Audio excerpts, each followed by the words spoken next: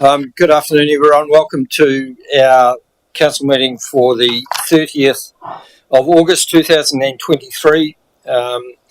Could we please start our meeting with our karakia, which is on page 4 of your agenda. Whakataka te hau ki te uru, whakataka te hau ki te tonga, kia mā kina kina kia uru, kia mā taratara ki tai, I he maki mana. He tio, he huka, he hau. Thank you. Welcome to councillors, staff and anyone that is watching online. It's great to have you with us. We do have some apologies from, if Grayson, can you just remind me? Councillor Jonathan Proctor has submitted his apologies, and an apology from Councillors Mike Barker and Rogan Boyle for lateness, and Councillor Sam Jennings is attending via Zoom. Thank you. Could I have a mover and a seconder that those be accepted? Deputy Mayor Allen and Councillor Brannigan, all those in favour? Against, carried. Thank you. Public participation. We do have note that there was going to be a gentleman to talk about the vaping issue, but that hasn't, well, I've not seen that person arrive, but on behalf of YEP, Councillor Horowhenua Tukapua is going to speak on their behalf, so we'll call them up shortly. Call her up shortly, sorry. Any late items? None. Any declarations of interest?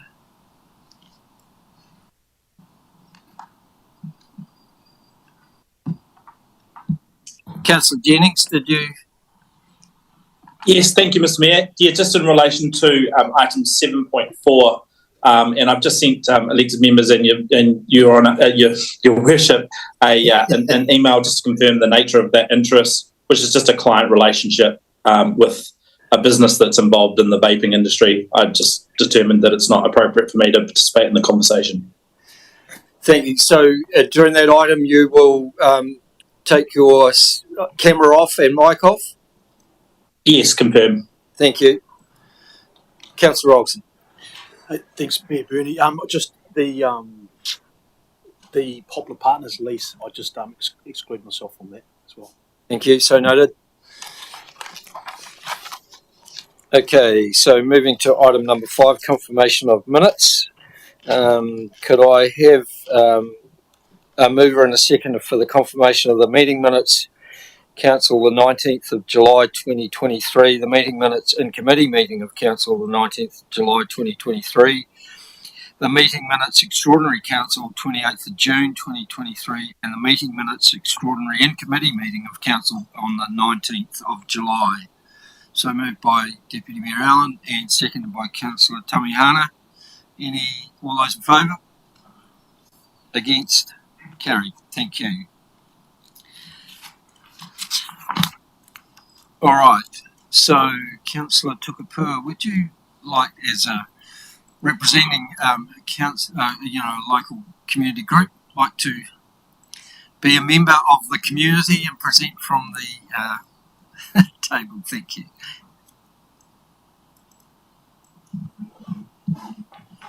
Thank you, Mayor Bernie. Everybody just pretend I have a different face. So, as you know, we have a community wellbeing executive committee, and under that sits older persons, education, Horowhenua, the youth network, and access and inclusion, which I chair. Apologies. So the youth network and Councillor Ross Brannigan can support me when I say is very well attended, consistently attended. We meet anywhere between 8 and sometimes 10 times a year. We're a proactive group that represents all the main and even smaller youth organisations like Whaioro Trust, Waipuku Tribal Authority, HLC, just a youth line. That the list goes on. We even have representatives come from the Mid Central, which was DHB Te Whatu Ora now. So that just sets the scene about who's in this group. And at the beginning of every year, the group decides on 5 key priorities, things that we're going to focus on for the year and make a difference in and collaborate and for that collective impact. They identified that vaping was one of their biggest concerns, and so we have a small group within the network that I guess is charged to come up with initiatives and things like that. So this feedback is what I'm reading in their absence, because due to the time we have these meetings and them working, they couldn't be here themselves. So I'll just read that for you. They've done a survey in their schools and colleges. I can't name which ones because it's not in front of me. I apologise. But the problem that they've found in the schools is that, or colleges, is that 80% of year 9 and 10 students have tried vaping, and 60% of those have become dependent on the nicotine.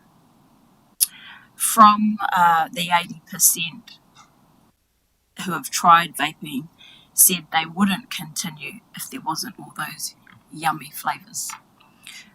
The access, they believe, is more than easy, and if they can't get it themselves, they can ask a friend to get the vape for them, no matter what the age. In schools, the toilets are in some cases shut or inaccessible. The youth are sick of vapes in that area, and they don't feel safe going to the toilet. I know that's out of our control, but just reading here. The youth are getting stood over for vapes, and some are scared for this reason. The groups now that they're running in terms of education programs, most have never tried cigarettes, just gone straight to vapes, and it's mainly because, as they see it, cigarettes are advertised as very bad for them, so they think that vapes are fairly safe, though we still yet to learn, probably in a decade, what the real harms, if any, are. Most youth don't really know much about the impacts, and so even the whole sharing of vapes and how the devices are made, and sort of when you open it up and what it looks like, they're being shown that now through these programs, which is helpful to avoid that pass it on sort of behaviour. The last point is that even in class they feel distracted because they can't concentrate because they're thinking about, I just want to get outside and vape. So they've recognised that themselves, that they get a bit angry, and nearly all of them that our agencies are dealing with are having to provide one-on-one counselling sessions for those more extreme or serious cases. So the key points they want to make is how can we help prevent the accessibility and availability? Because they feel that the cracking down of what central government has tried to address in terms of the flavours isn't going far enough, changing from Raspberry Blast to Raspberry 1 or Raspberry 2 is they'd rather see less flavours available. And really supporting the awareness around vaping is the other thing. So that's your feedback. I'll just leave it for you to consider The only other thing is Youth Empowerment Project is our youth council who came to us 11 months ago asking for various things around the vaping concerns they had. And to my knowledge, none of those have been actioned. They asked for public sort of signage and bits and pieces in our events to prohibit that sort of thing. But yeah, they can speak for themselves because it's on video. It takes 2 minutes if you wouldn't mind listening to that. Otherwise, I'm finished. Thank you, and thank them on our behalf for going to the trouble of making sure that we are aware of their concerns and issues. And I wonder whether we need to ensure that we do hear from them, and at a suitable time that suits them, and maybe we can work on ensuring that we do see them face to face as well in terms of at some stage. But yeah, look, we will talk to that video later as well when the topic comes up on the agenda. Thanks, Perry. So, Jason, sorry, I've got Jason written down here too. Jason, would you like to? Jason Larson is also talking about the issue, the vaping issue, and Jason had advised us that he wished to do that before. He was the other person that I referenced earlier. So, welcome, Jason, the floor is yours. Thank you.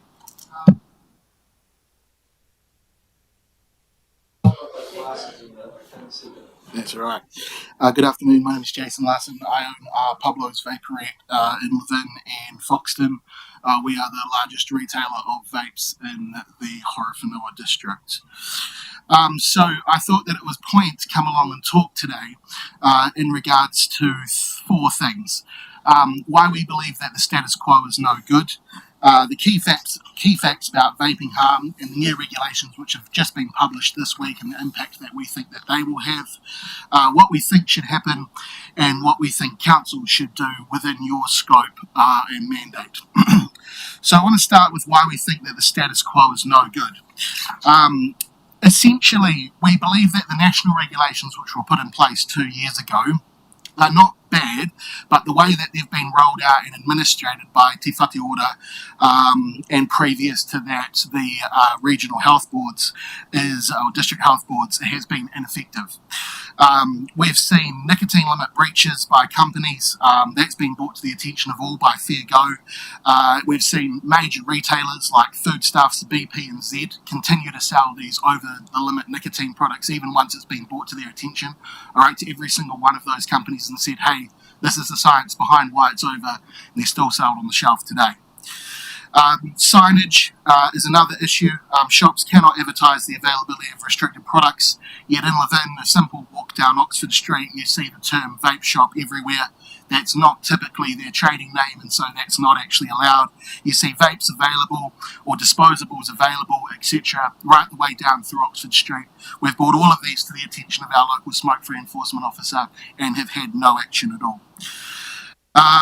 The legislation already allows for the government to pick and choose where shops are located. That was actually in it by day one. For those of you not familiar, you have to apply for a licence, and that licence is at the discretion of the Director General of Health whether or not that's applied.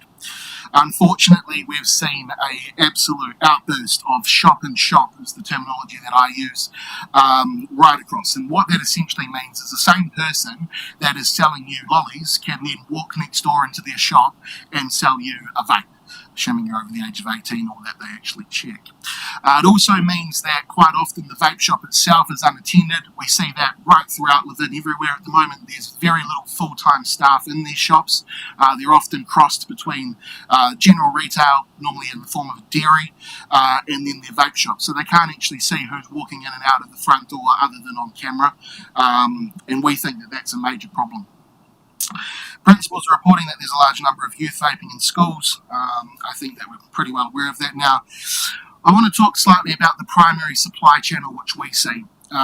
Based off the ground, I do approximately 5 hours in my shops per week. Obviously, I've got multiple businesses, but this being one of them. But I do watch the camera footage quite significantly, and we also listen to our staff. And the supply channel is exactly what you would expect. We know how youth get hold of alcohol, we know how youth get hold of cannabis, and it's actually no different for vapes as well. And that is the core problem which we're facing today and why this is so difficult to solve. It's because it's coming from their parents, their grandparents, their friends who are over 18, and their brothers and their sisters. And so essentially it's coming from their whakapapa. And that creates a huge problem because we've got to try and educate those people on why we shouldn't be giving vapes to minors. Couple of good points. There's a direct correlation between the reduction in smoking numbers and the uptake of vapes. Vaping is very much a double-edged sword. On one hand, obviously, you don't want to see youth vaping, but on the other hand of it, you also want to see more adult smokers transitioning to vapes. So it's probably now the leading quit smoke mechanism and the most effective reported by thousands of smokers, of which I myself was a pack-a-day smoker and have successfully transitioned to vaping. I haven't had a cigarette for the last 4 years. So there's no two ways about it. It definitely does some good things. In particular for this council, Horowhenua is in a very unique position because you may, for those of you who watched the Paddy Gower documentary, would have seen that we have one of the leading vape manufacturers in the country. It's one of our last forms of manufacturing actually left in Levin.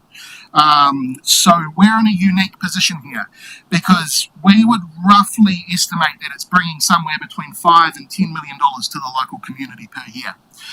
It creates jobs, both in retail and in manufacturing, which we highly prize. So it is a double-edged sword. You've got this problem of youth vaping, but you've also got this problem of adult smokers needing a way to cease smoking, and you've also got these benefits to the local economy which it provides. And that's particularly why I wanted to come along and talk today, because it is a complex issue where there is no clear pathway forwards. The one thing that I think we can all agree on is that the status quo doesn't work.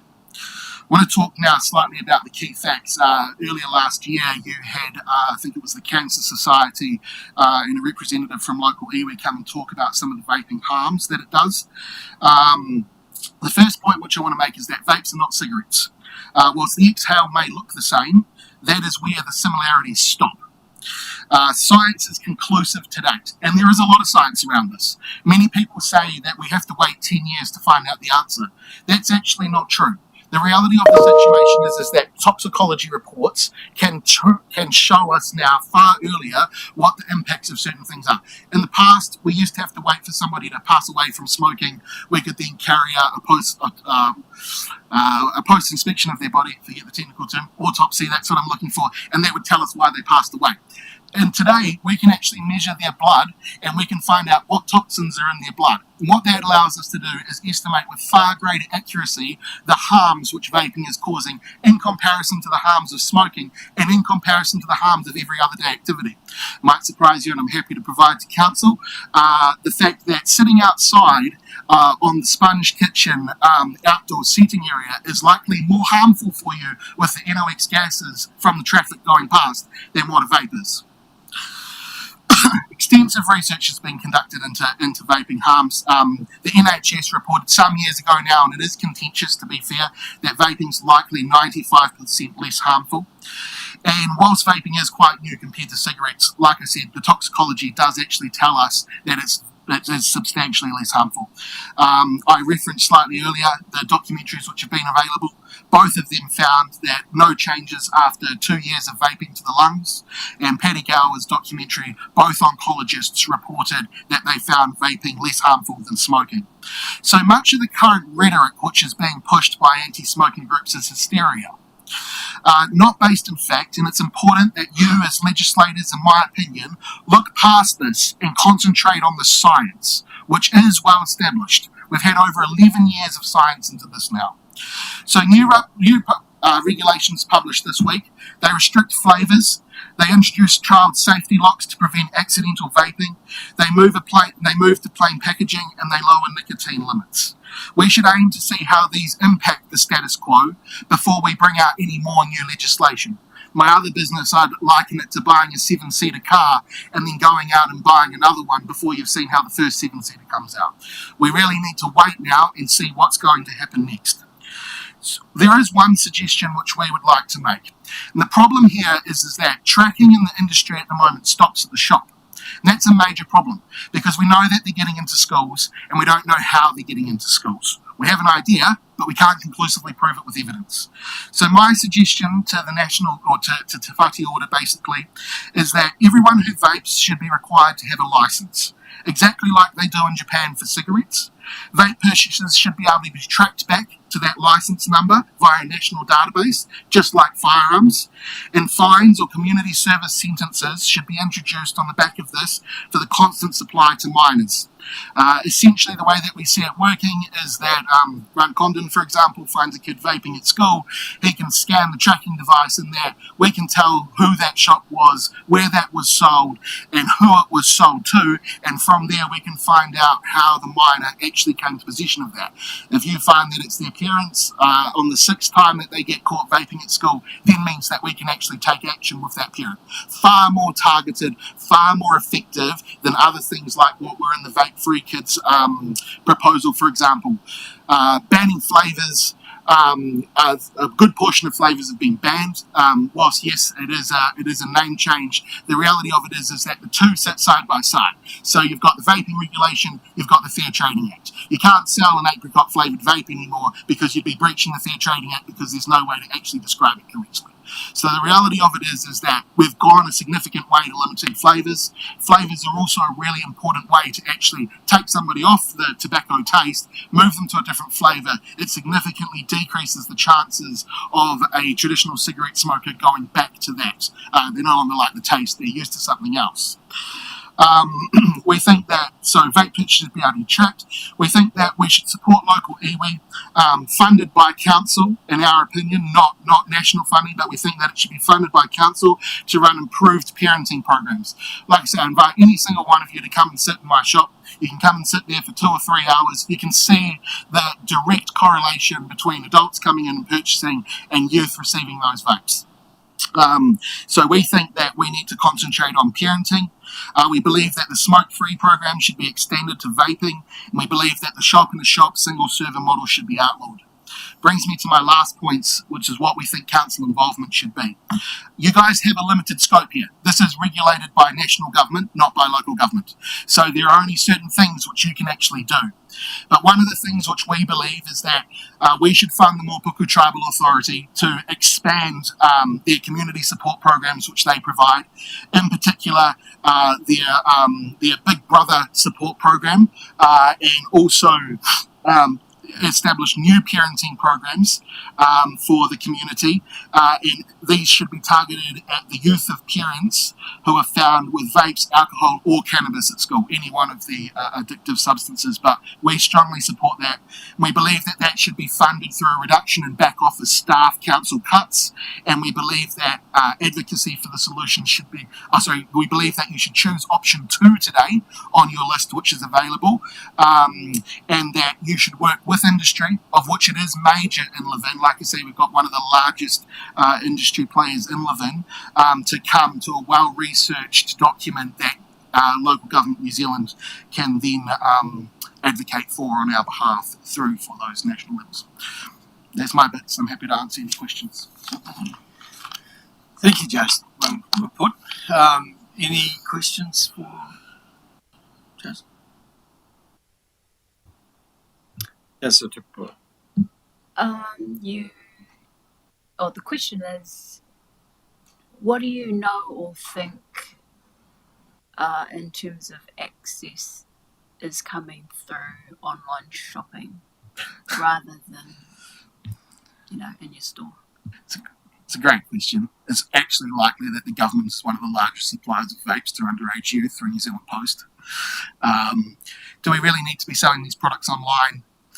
I mean, it has merit if you're in a rural area. For example, we know that quite a large percentage of our customer base is actually farmers. Doesn't surprise us because of the area which we operate in, particularly in Foxton. So it has benefits. The question which comes back to everything is whether or not those benefits outweigh the collateral damage. So youth being able to get access to vapes, I can give you many examples of minors who have had vapes delivered by New Zealand Post, for example. Personally, I would be of the opinion that most farmers drive, and so from that side of things, we could prevent online access to vapes full stop, and that would fix the problem. Or secondary, you could undertake the major process that it would be to have every postie in the country check for ID before they delivered their parcel. I think that's unrealistic. Doesn't happen now. I can't see what we could change to make it happen in the future. As a franchisee of a New Zealand Post shop, I can assure you that there are 18 plus stickers on those products, and we do not give them to anybody that can't prove that they're over 18. I think it's more the ones that turn up just in the mailbox that are couriered. I mean, in Australia, they've moved to a complete, to a prescription-only model, right? Yeah, you can scroll through TikTok today and you can find hundreds of TikTok videos on iGet devices right across Australia. That shouldn't be able to happen. We know through suppliers here, actually, Levin was one of the major exporters of vapes to Australia. They're one of the biggest companies that we're exporting to Australia. If you send it via New Zealand Post, you don't need a prescription. If you send it via DHL, you would need a prescription. The customer gets the option in Australia which one they send it via. That was meant to have been closed by the Australian government, but as I'm sure everybody's aware, restricting any kind of, or creating a prohibition on any kind of addictive product is immensely difficult and almost 100% doomed to fail. G'day, Jason. Tell me. Thank you for your passionate kōrero. Just a couple of questions from me, because you said there's a couple of rules for council to potentially consider. What sort of resourcing do you think it would take to police such advocacy? And the second one, I know that you wanted to partner with MTA. Have you approached Horowhenua Order as well? Are we working with both iwi here, or are we just working with one? I see no problems in working with both if it creates a good outcome. I'm intimately familiar with the programs which MTA run in terms of their youth support at the moment. I'm not familiar with Rokawa's, so that's probably why I've mentioned them as opposed to Rokawa. I think they're very effective at MTA. I'm sure that Rokawa is as well. So the more hands on deck here, probably the better. In terms of resourcing, we approached Manawatu College when we first opened our shop in Foxton. I went and presented to the board there and I said, hey, we'd love to be able to provide you with the security camera footage of our shops. We'd love to be able to report back to you and say that these are the kids who are trying to enter our under 18 area, and we estimated a cost of around about $2,000 per individual of one-on-one counselling, of which we were happy to meet half of that cost to Manawatu College out of our own profits, off our own back, for kids that were caught vaping at that particular time. We know that when we increase the availability in a certain area, you've got to be on top of the game from day one. Reality of it is that Manawatu College turned my offer down, wrote back to me and said they want no further involvement with our business. And what I would speak to in terms of working with Rokawa on that point as well is that that's led us to the situation that we are in today with Manawatu College. They'll report back to you that they've probably got hundreds of students vaping there every single day now, and that's what no cooperation results in.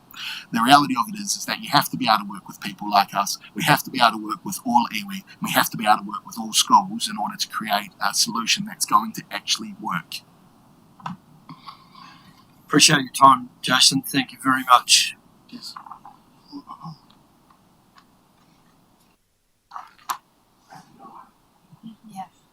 Yes, thank you. Yeah. I'm sure you'll be watching online later. Yeah. Okay, so we now move into our reports. First is 6.1 on page 5, the mayoral report.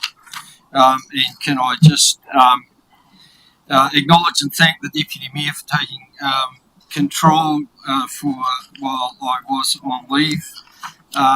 Also, just to note, the results from the local government conference in terms of the remits, that our remit was passed pretty much unanimously. You will note that the only remit that we didn't support did receive support from the rest of the country. We were in the minority there.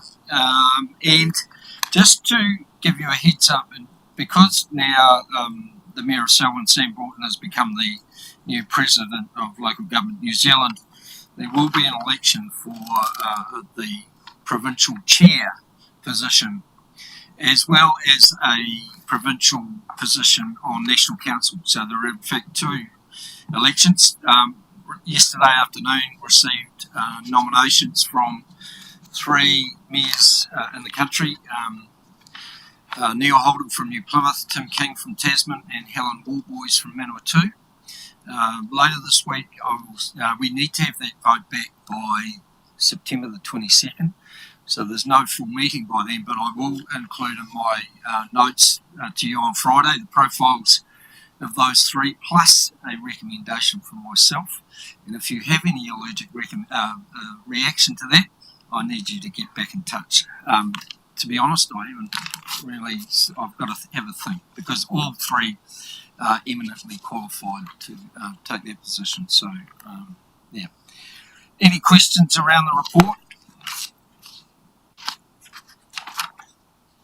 Okay, moving on to the chairperson's report. Oh, sorry, I do need to move that the report be received and recognised as not significant. Seconded by Deputy Mayor Allen. All those in favour? Against, carried. Thank you. Moving to 6.2, chairperson's report. Te Awaho Foxton Community Board. Move 2.1, 2.2, that the report be received. Councillor Olsen, seconded by Councillor Brannigan. All those in favour? Any items that these people wish to, the chairperson of the Foxton Community Board is not present, but are there any questions that anybody has about that report? Councillor Grimstone. Councillor Allen may be able to assist, but I just note the discussion point, and it was brought up last week as well, around the proposal for a sports hub in Foxton. Could you maybe just share a little bit more around what that looks like, just for some more context? Thank you, Councillor Grimstone. It has been the desire now for probably 2 years at least, for what is currently the Foxton Rugby Club to broaden its scope so that it does become a sports hub, a true sports hub, looking to include a number of different activities which they have listed as being their priorities.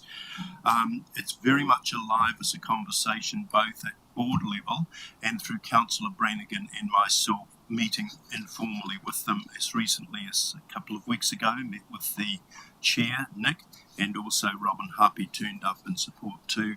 The next step, again, it's still at an informal level, will be to meet with them to talk about opportunities through the long-term plan process.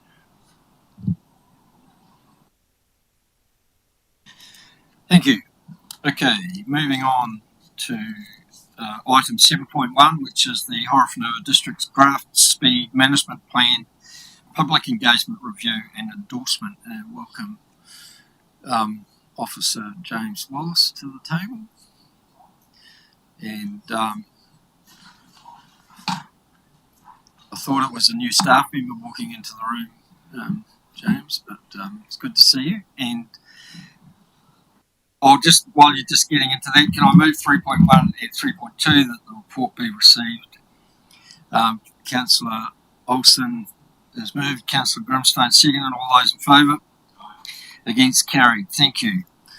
James, over to you. Thank you, Mr. Mayor. I'll briefly take you through the process we've gone through to develop 3 options for you to consider and have a decision made today. To remind everyone, we are required to undertake the speed management planning process due to the Lane Transport Rule Setting of Speed Limits 2022. We have engaged on a draft speed management plan over a 4-week period, closing on the 21st of August. The plan was developed following feedback from Council in a workshop we held in May, you may recall. The engagement we've had has been excellent for this process. We've had 90 feedback forms completed on the engagement document, as well as substantial outreach on social media and other posts and on our website. So we're really quite happy with the outreach we've achieved and the feedback we've got through with the speed management plan process. We've developed 3 options, which vary somewhat from the plan we engaged on to varying degrees. The options have been developed based on feedback from the engagement. The 3 options that we've made an approach where we would have an option which we recommend, which is option A, and we believe that is striking the balance of what most of the feedback forms supported, as well as incorporating sensible changes that had been suggested that we believe are feasible to be undertaken as part of this process. Option B is what we're calling the do minimum option, where we believe we've got the bare minimum that we'd be able to make changes to still be complying with the Lane Transport Rule Setting of Speed Limits 2022. So the only exception to the bare minimum for option 2 is a minor change to a series of rural residential roads, a small rural residential road, Ariti Lane, Ruapai Drive and Uriro Lane off Taradua Road, which is part of our confirming signposted speed limits process, where we've had feedback from that community saying that they would prefer a 60 km speed limit than an 80 km speed limit. So we've kept that option the same throughout. We've kept that the same recommendation throughout the 3 options. And option C, the final option, is the almost do maximum option, where we've provided all of the changes we believe we can feasibly undertake within this process without requiring ourselves to go out for further consultation on significant changes or further investigation and development work to figure out exactly how we'd implement changes that have been suggested.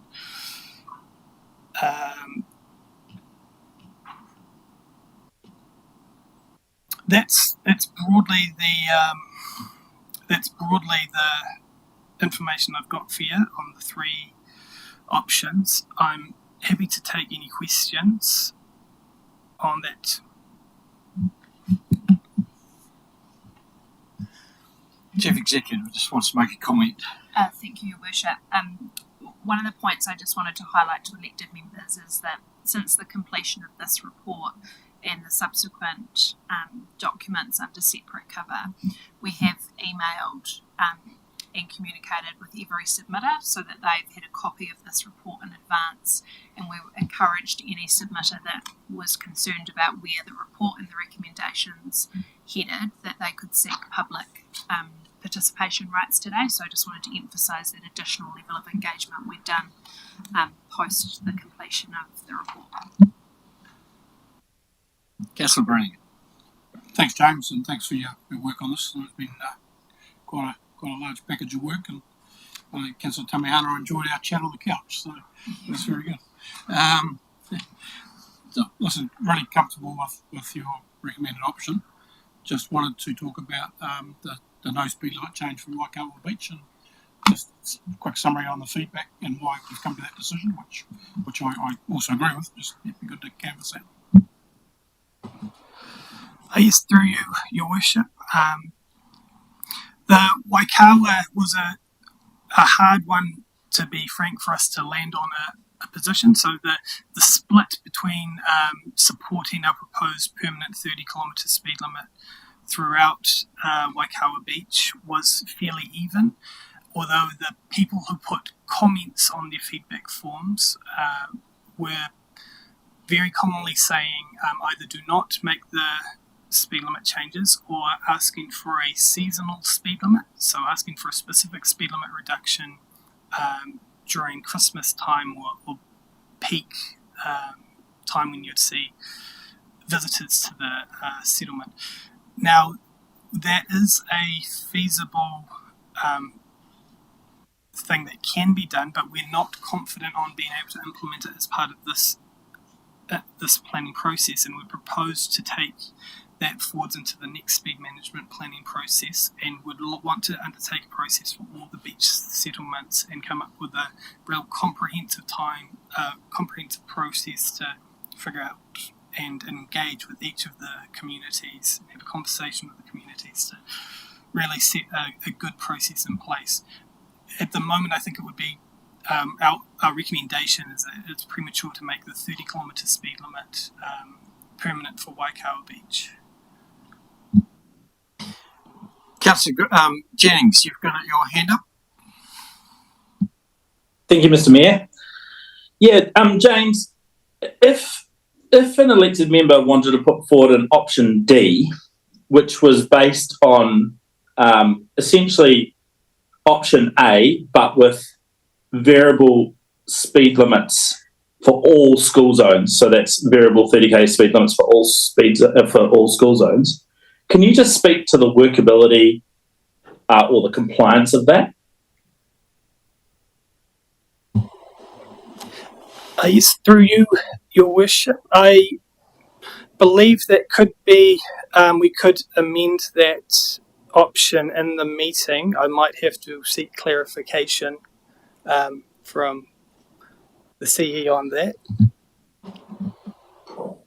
Through you, Worship, yeah, so correct, like through standing orders and through amendments that can be done. I think what Councillor Jennings is asking is with your land transport manager hat on, what does that look like in terms of the practical implementation of that option D or option A with amendments? Through you, Your Worship, I believe it's possible from a technical perspective. So if I understand Councillor Jennings, your proposal correctly, all of the school speed limits, variable speed limits during school pickup and drop-off times, but the additional changes that are added into option A, they stay in. Is that broadly? Yeah, James. I guess the feedback I've had through this process is, why would we have a 30-kilometre permanent speed limit that applies at 3 a.m. in the morning around the school zone when there's no one around? And so the question I really wanted to explore was, well, can we have an option where, because broadly I like option A, but it was introducing that concept of the variability where it's between, whether it's 8 and 4 o'clock during the day, or whatever, something like that, because that seems to be proportionate to the risk. So that's what I was just exploring, is whether that's something that would be permissible in terms of the NZTA requirements. Through you, Your Worship. Unfortunately, I don't believe I'm prepared to give you an answer on that conclusively today. I'd prefer not to. I think I'd be guessing a little bit too much to give you an answer.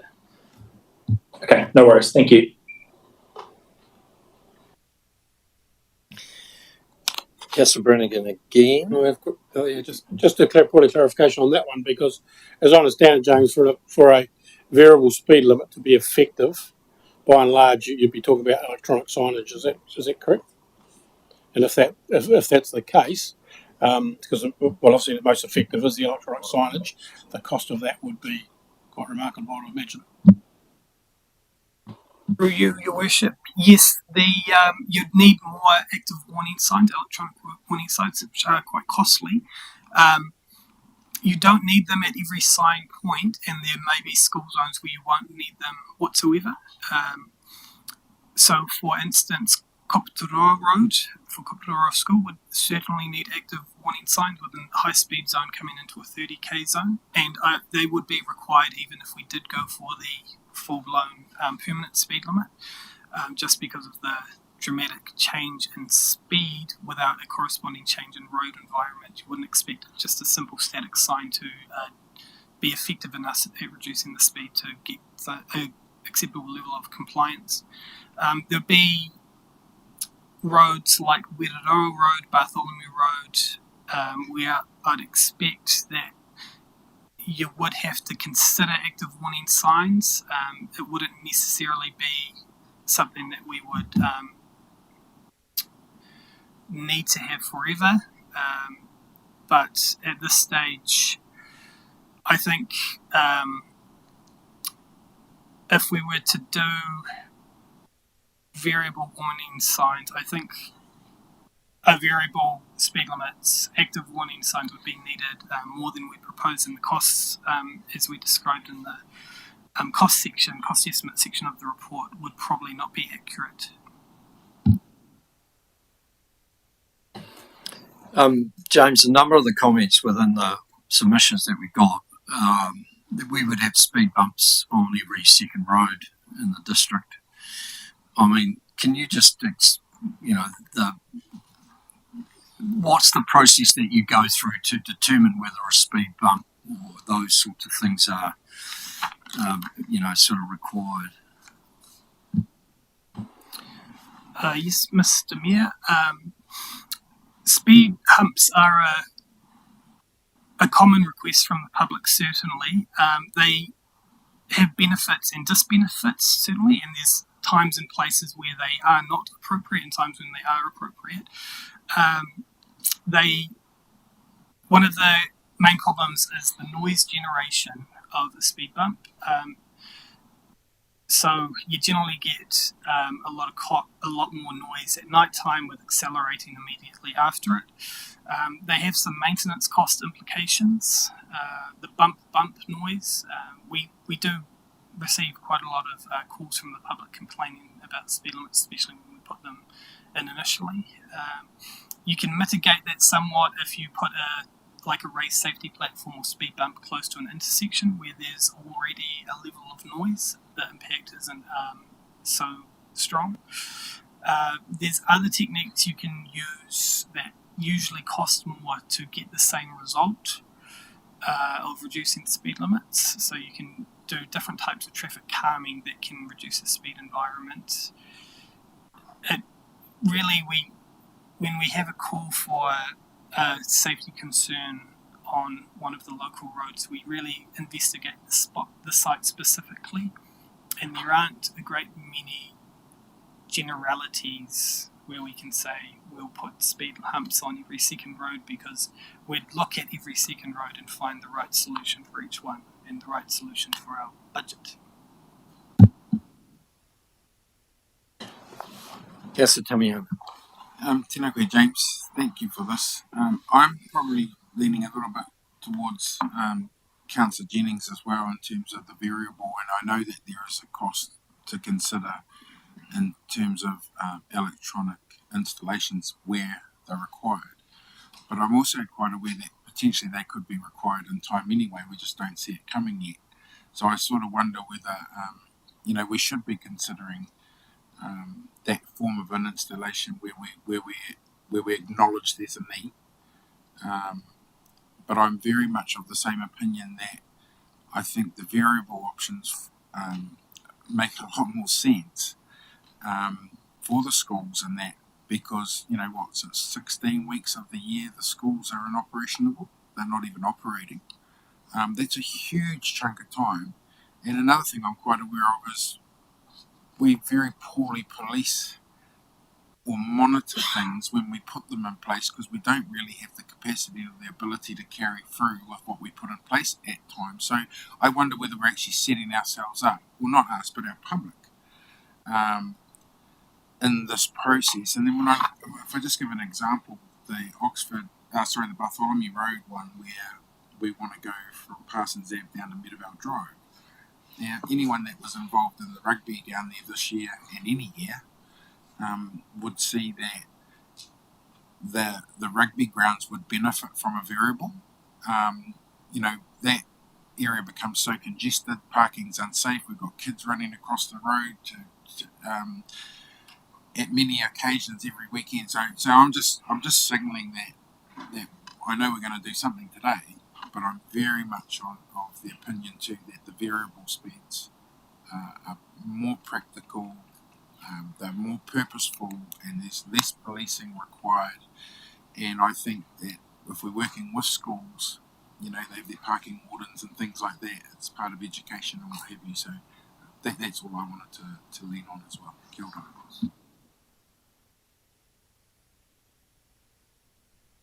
Yeah, we're going to discuss and debate it shortly. That's all. Any further questions? Councillor Grimstone. James, I'm keen to get some explanation behind why we have decided to move forward with Manukau speed reduction at 30 kilometres an hour, but then not move forward with the Waikawa changes on the basis that it looks like the feedback numbers are quite low in terms of specific to residents, in both of those counts. So I'm just keen to understand why, when we've got similar number of responses in favour and some against, why with one particular settlement we're saying yes, let's move forward, and another we're saying no.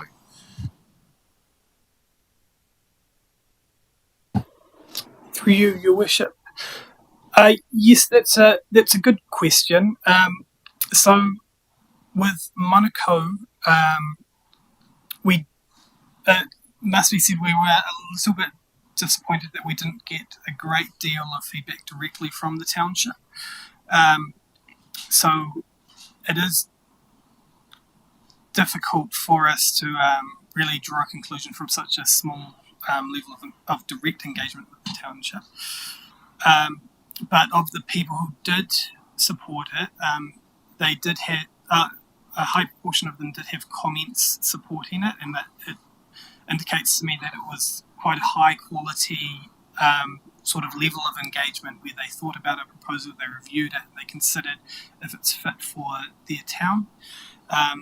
There were, I believe, 2 who did not support the proposal who were from Manukau, but 7 who did. There were 3 who proposed it with changes, and the changes they were proposing was to extend the area we had proposed a little bit. Whereas with Waikawa Beach, it was, although there was a bit more, there were a larger quantity of people within Waikawa engaging with the process, it was a much closer call between people who supported and didn't support it. And a lot of the people who selected yes with some changes, the changes that they were proposing were along the lines of a seasonal speed limit, not extending, not making a more impactful speed limit. They were looking for a less impactful speed limit. So that's how we've fallen on Manukau, yes, Waikawa, no. Did we, as part of making that decision, just have a look at previous complaints or case management to help steer where we would land on that? Through you, Your Worship, yes, we did. I have to admit to erroneously claiming that there were calls from the Waikawa and Waikawa Beach community in previous long-term plans for asking for 30-kilometre speed limits, when in review they were actually asking for seasonal speed limits, not permanent speed limits. Without having minutes on hand, I would be hesitant to really quote, but I believe within the Manukau community, the community Ratepayers and Progressive Association, I believe it's called, they've broadly supported the speed limit in discussions I've attended in those meetings, the proposed speed limits for permanent 30 kilometres in Manukau. So just for clarity, you did flag in the report that and again today, that the intention would be to further explore seasonal options for these specific communities, but I'm making an assumption that that would expand to our Hokeo community, our Wairāwiri community, appropriately. Yes, certainly. That would be the case. Any area where we have a seasonal increase in people and traffic. Because the debate's quite similar to the one about the schools, and that, reading a lot of the comments, it's about, it's during those high-end seasonal scenarios where it's an issue, but in the middle of winter when there's only 10 residents and living down my street, it's not an issue. It's kind of like the school debate in terms of between 8:30 and 9 o'clock it's needed, and between 2:30 and 3 it is. But Just have you got a question, or are you making? Yeah, let's wait for the debate before you start getting into that. Yeah. Thank you, James. Look, I just want to acknowledge the process, the engagement, and the fullness of the report, and the fact that you've recognised their feedback and made additions and adjustments to what you were initially recommending. I think it shows that community engagement is valuable for those that have submitted. And the notes around that you will follow up with some of the other things that have been mentioned here. So just acknowledge that all that work that's gone into that. Appreciate it. Thank you.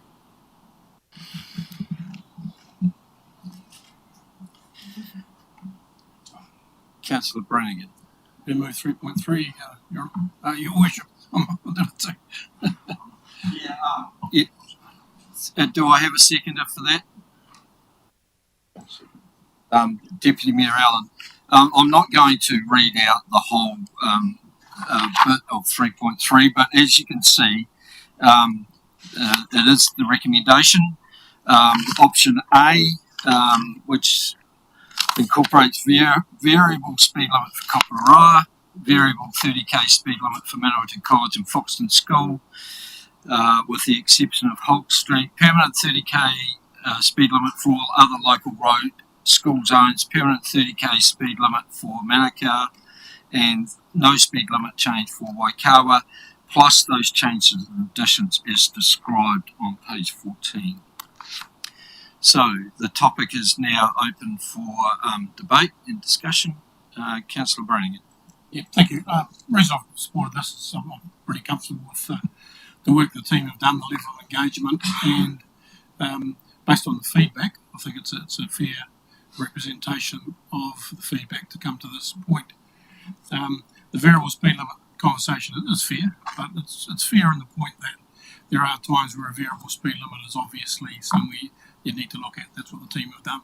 In terms of Ladies Mile, Foxton carries an extraordinary amount of traffic. It's not a purely residential street, and Koporoa Road is obvious. So, and I think that the discussion around variable speed limits everywhere else is fair as well. But what I will bring to Council's attention is, from my previous experience in enforcement, what lower speed limits do very well is create a culture of lower speed, which is designed to do.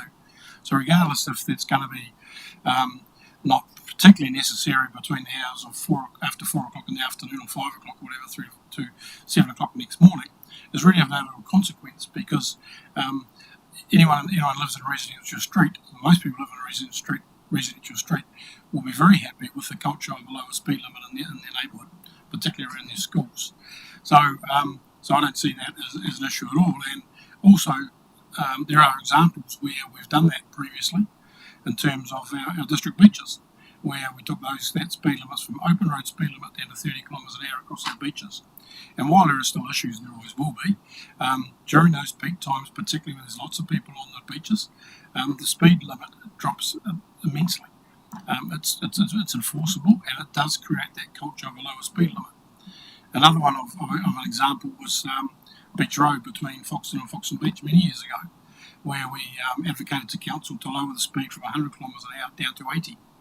And that was very quickly noticeable in the culture of speed along that piece of roadway, which has a footpath on one side, There used to be, like I say, 100 kilometres an hour and big deep drip drains on the other side. And that made a big difference in lowering speed in that area. So the lower speed limits do absolutely work. The fact that they might not be necessary between those the hours of evening, it really of no consequence. I see no negatives to that whatsoever. In terms of the Manukau versus Waikawa debate, I think, and it came out in the submissions, and we talked about previously, particularly in Manukau, where the streets are actually lanes. They're not really wide streets. They're lanes, and I think a 30 kilometre hour speed limit there is totally be suitable. That's pretty much supported by the community. Waikawa Beach, probably the difference is the wide streets, very wide grass berms, which hopefully we still know, and a different environment altogether. But one day, as the team said, seasonal speed limits might be the appropriate way to go. But all in all, as to support the officer's recommendation of option A. I think it covers the things we wanted to cover and already with the results that we're looking for.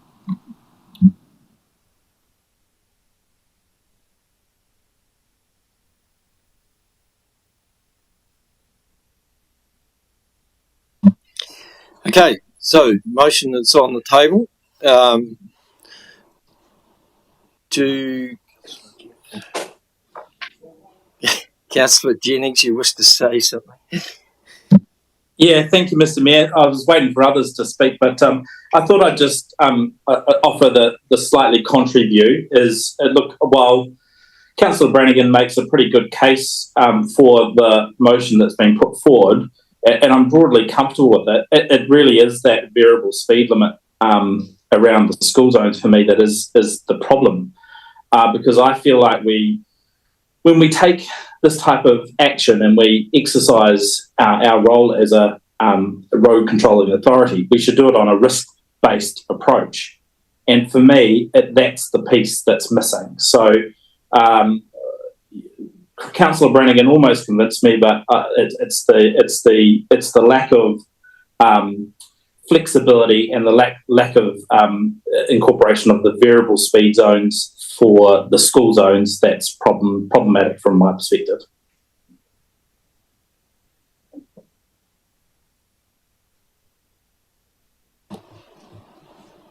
Councillor Tukapua. I'm going to support the motion, and if I'm thinking specifically around the school zones, and I guess Councillor Jennings, your point about risk, have I misunderstood 4.5 in the report that says school zones make up 1.23% of our roading network and 9.7% of death and serious injury occurs in the school zones? I think that's considerable, risk enough for me at least. And the report says, therefore, crashes in school zones are significantly more likely to result in death and serious injury more than other areas of roads. So, for that reason, in terms of your point, I'm just taking that information to be true. And in fact, I do agree that the level of engagement or opportunity to engage has been good. Like it's all listed there in the report. And actually, when I've been out and about, there are conversations going on about the school zones. And more often than not, people are asking me in person, oh, why don't you extend that to the early childhood centres? Like they want to go a step further. So I think what we're doing is okay. Councillor Robertson. Yeah, I'll just be brief. Like I support this as well. I think from probably past decisions that I've come to, it's pretty much the submissions is probably where I get the direction. The direction, and I think these submissions probably paint a reasonable sort of picture. Just the likes of the Buller Road and stuff for me, from where I sit, I suppose I just see that maybe some impacts there around some of those businesses and operational. aspects, but at the end of the day, I guess for our community, we need to make the road safer. So I do support it. Thanks. Councillor Tamihana. Yeah, taking on all the points too, and even considering what Councillor Jennings raised, which I spoke to earlier, I too will support the motion today. I think it's definitely a step in the right direction, and I'm sure that this council will gather enough data over time that if we need to change things or amend things, we can do that in due course. Agreed. I think the thing that sways me is the fact that our schools support this very fully. Plus 60% of those that bothered to submit also support that. And if you take the 23% that said yes with some changes, then there's a pretty conclusive sort of agreement that we should do something. The other fact is that this speed management plan is in existence for 3 years. So there is a chance, if it doesn't work or there needs to be some alterations to it, that it can be revisited at that time and done it. But I'm certainly not in favour of where we don't have to do variable speed limits. So I don't believe yes or maybe is a good outcome for drivers to say, well, is it 3 o'clock yet? Oh, I can do 50, or no, I can't, I've got to do 30. So I believe we should make it clear for all drivers that they should be maintaining a speed limit that is safe around those sorts of places. Councillor Grimstone. Yeah, I thank Councillor Brannigan for your comments, because I probably was in the camp of thinking around variable speed zones, but I think when you look at the consultation, the feedback is very much in favour of a slow down message and a culture change around it, and probably a little bit on reflection. Our schools are magnets outside of the hours that a flexible or variable mileage time would actually capture when you think about what happens on a weekend, what events happen in and around those schools as well. I'm more in favour of simple motion as well. Okay, so the motion is on the table. I'll put that. All those in favour? Against? Councillor Jennings, your against is noted. So the motion is carried. Thank you. Okay, our next topic is 7.2 on page 35, and selecting the electoral system for local body elections 2025. While Ashley's coming to the table. Sorry, Penny. There's a few more. Oh, we haven't finished. Yeah. Sorry. Next page. We've got so many highlighted pieces on this agenda that I don't know. Right. Okay, sorry. Moving back to our last topic.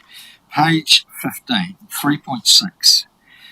The council note that the required review of 70 km per hour and 90 km per hour road speed limits have been completed as part of this consultation, and no changes are recommended. Mover and a seconder from Deputy Mayor Allen and Councillor Brannigan. Is there any further discussion on that? All those in favour? Against? Carried. Thank you. And 3.7, the council confirms the current legal speed limits of roads listed in Appendix E to ensure consistency with current sign-posted speed limits. Again, Deputy Mayor Allen is moving. Councillor Young is seconding. Any further discussion? Put the motion. All those in favour? Against? Carried. Thank you. Is that all? And 3.9, the council authorise the chief executive to finalise the draft speed management plan 2024-2034 and submit to Horizons Regional Council for inclusion in the regional speed management plan. Moved by Councillor Grimstone, seconded by Councillor Young. Any further discussion? Put that motion. All those in favour? Against? Carried. Sorry, Ashley, you can return to the table. Thank you. So, moving 3.1 and 3.2, that the report be received and this matter is recognised as not significant. Moved by Councillor Olsen, seconded by Councillor Grimstone. All those in favour? Against? Carried. Welcome, Aislinn. Thank you, Your Worship. So, just to high-level summary of this, the purpose of the report is to provide you with the background and an understanding of the two electoral systems that are available to use. The decision that we're seeking today is which one of those would you like to use. There are two, one being first past the post and the other being single transferable voting. And this is for the next election being the 2025 election, and any following elections unless there is another recommendation to change that. I do just want to bring to attention that on the 24th of August, the Local Government Electoral Bill had its third reading in Parliament, which means it is likely to be passed sometime in the next couple of weeks. The only changes to that will result in something that we need to look into is just some changes to dates.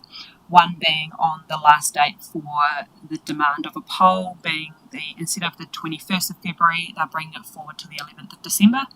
And then the last date for the poll, instead of the 21st of May, would be the 14th of March. So that's some time away, nothing that we need to take note of now, but if that does go through and get passed, that we will keep note of those dates.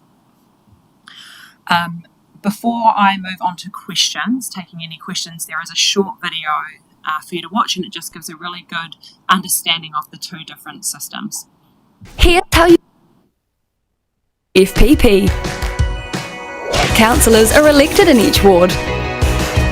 On an STV voting paper, you rank the candidates in order of your preference. Let's say there are 10 candidates in your ward. You choose apple as your favourite, orange is your second choice, pear is your third, and so on. You can rank as many candidates as you wish. You don't need to rank them all. The votes are then counted in stages. In the first stage, all the number one votes are counted. To be elected, candidates must reach a set amount of votes called the quota. Now, stage 2, this is where things get interesting. With STV, your vote can be shared based on your preferences. So, because Apple has received more votes than the quota and is now elected, part of your vote goes to your second choice, Orange, which helps Orange get elected. Stage 3, there are still seats to fill, so the candidate with the fewest votes is eliminated. In this case, it's Pear. Votes can get transferred at this stage too. If Pear was your number one, then your vote would go to your second choice.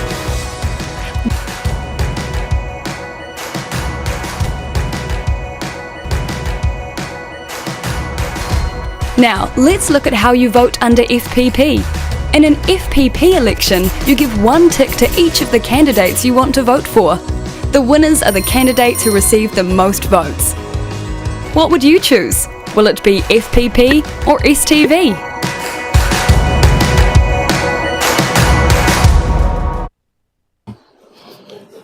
Welcome to take any questions. Any questions for Aislinn? Easy as that, Aislinn. Thank you. I got one question. How's this council considered this in the past for being a new councillor? Has it been in the past here?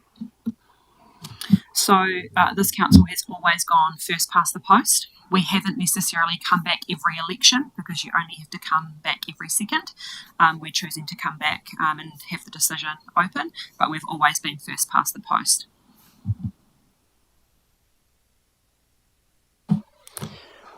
Thank you, Aislinn.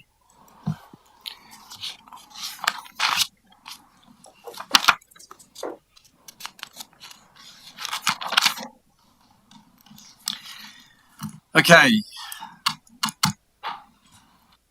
Councillor Brannigan, you're brave enough to move a motion, eh? I'll do it again. I'll roll. Yeah, I'll go. I think status quo for me. 3.3, option 1.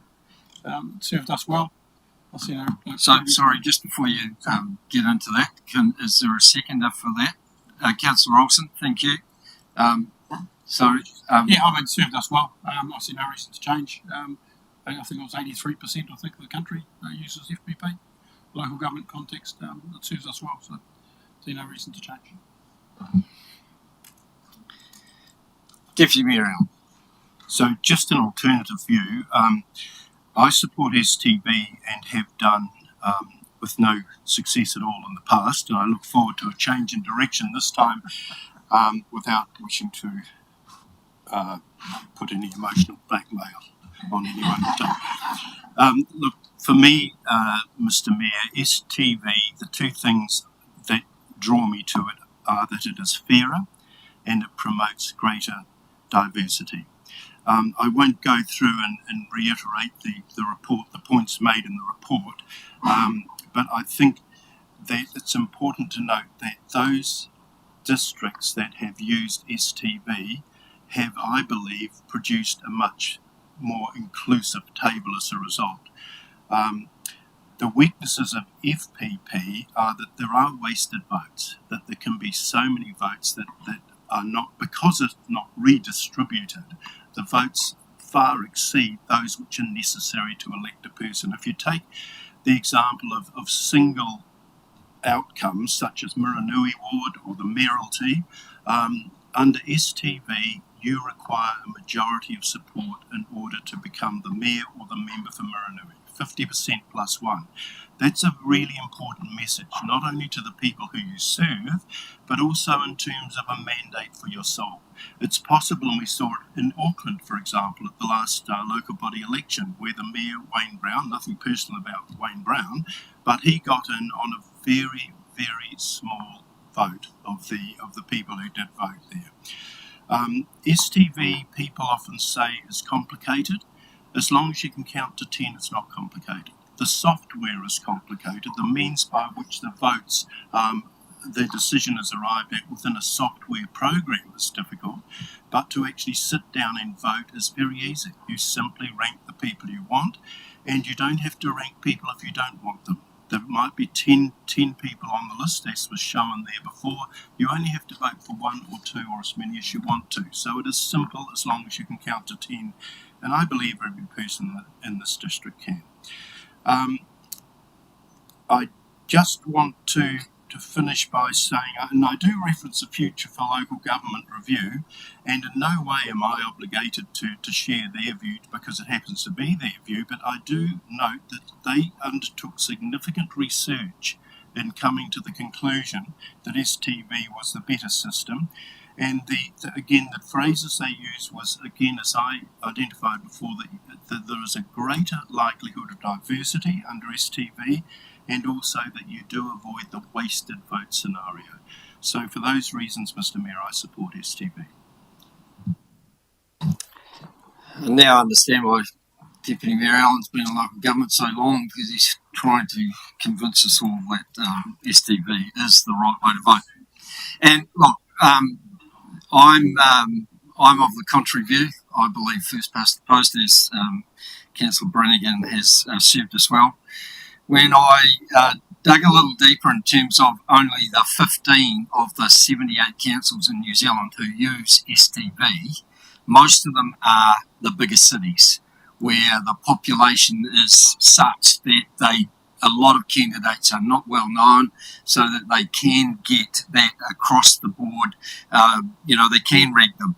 I could use the same arguments in terms of diversity and fairness in first past the post as you use for STV, because I believe this table represents diversity. I believe that we have enough diversity around this table, except maybe a gender balance, but that's not because of the voting system. That's because of those number of people that put themselves up to be offered as candidates. But we are younger, we're more ethnic diverse than we've ever been. I think it's completely fair that people have an ability to decide whether that person or that person should be in there as their councillor. I too referenced the local government, the Future of Local Government report, and the last thing I want to see for the Future of Local Government report is for the age, voting age, and the voting system to be the paramount things that we talk about for that report, because I think there are far greater issues facing us as a sector than those two things. And sure, there's 17 recommendations. Let's not pick one or two. When I looked at those 15 councils that have STV voting and the results pages on the election NZ, and I can only find reference to about 5 of them, the results pages for Dunedin extended to 65 pages, the Wellington City Council 17 pages, Nelson 12 pages, Marlborough 10 pages. Ours was a simple page of one where it had the candidates that were sent. So to me, it's a heck of a lot less, complicated in terms of people understanding. Local government has enough issues trying to get people to vote, as it is. The voting stats for local government elections is around 40% for the country. I know we are a little higher. I believe, in fact, that we would make it less likely for those people who have trouble understanding, or they don't know names, or they don't recognise names. Trying to rank them is even harder than trying to say, yes, I like that, support that. So I, in fact, think it will turn people off in areas like ours. I think that in terms of wasted votes, if you're in the voting in the Levin ward, for example, you get to select 5 people. How can your vote be wasted if you can't find, 3 or 4 or 5, even 1 person to vote for if you think that is appropriate? Anyway, I've gone on enough. I will support first past the post. Councillor Jennings. Thank you, Mr. Mayor. It doesn't happen often, but in total agreement with Deputy Mayor Allen. Wow. And I absolutely do believe that STV is a fairer approach, and it better enshrines those democratic principles we hold dear. And I think I would like to just remind members around the table that looking back at the election results from last year, more people didn't vote for each of us around the table than did. STV is the only way where a person's preferences and that they can actually choose a number of different candidates, and for their votes to then, give more effect to their preferences as opposed to FPP. So, having been a former student of politics at Victoria University, spent much time talking and studying and learning about preferential voting versus a first past the post electoral approach. And I've long been of the view that proportional voting is absolutely the way to go. So, look, for that reason, I won't be supporting the motion, and will be hoping, like Deputy Mayor Allen, that others join the party. So noted. Councillor Tamiana. Yes, interesting discussion. And I'm just thinking about some of our own iwi partners, and maybe some of the entities that operate and probably look a little bit more STV-ish than first past the post. Look, I'm probably sitting a little bit with Councillor Allen and Councillor Jennings, amazingly enough. I think there's an opportunity here to have a more reflective, engaging process that gives us really good data, because I do ask this council, how do we capture data, particularly for our Māori ward constituents? And I think that if first past the post doesn't actually allow us to capture anything, and once you vote, that's it, the information's gone. Whereas I think with the STV process, we're actually going to have a lot more insight into how our community are thinking underneath the layer of their favourite people. So that's where I'm sitting. I'm probably not going to support the current motion.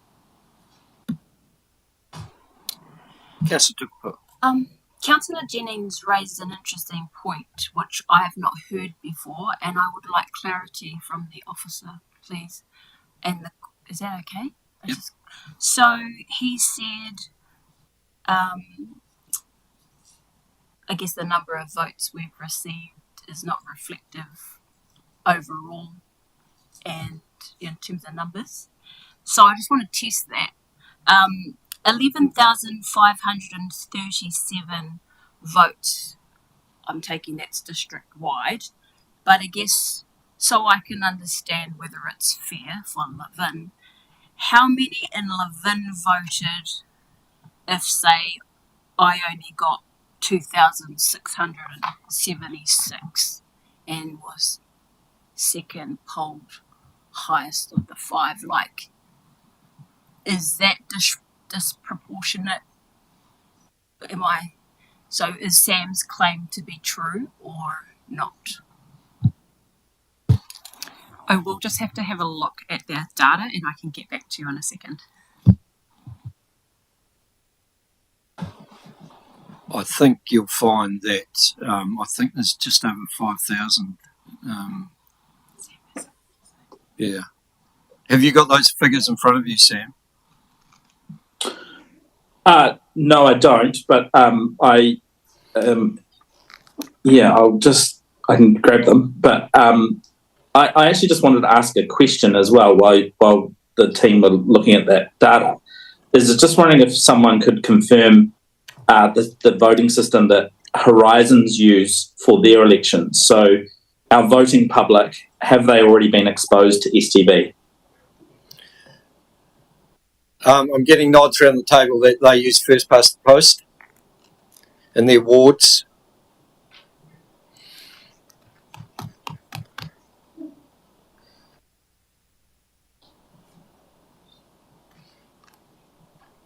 Should be able to look on me.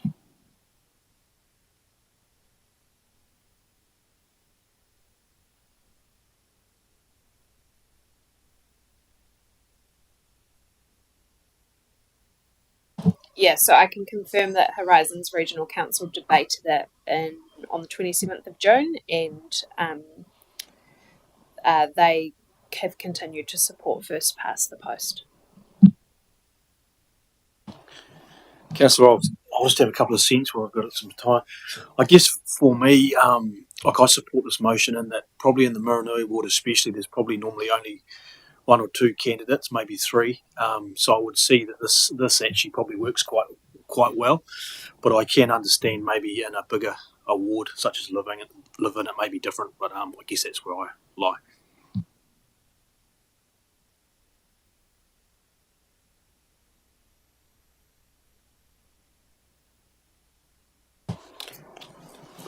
An STV process potentially opens up the candidacy prospects for a mayoral position or singular ward positions to more candidates potentially sitting forward, particularly for those that are looking at I don't want to run third or fourth and end up splitting the vote and impacting the vote in an FFP perspective. So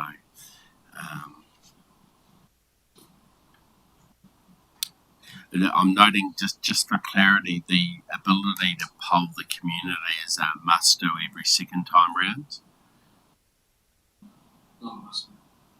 No, not at any stage. Okay.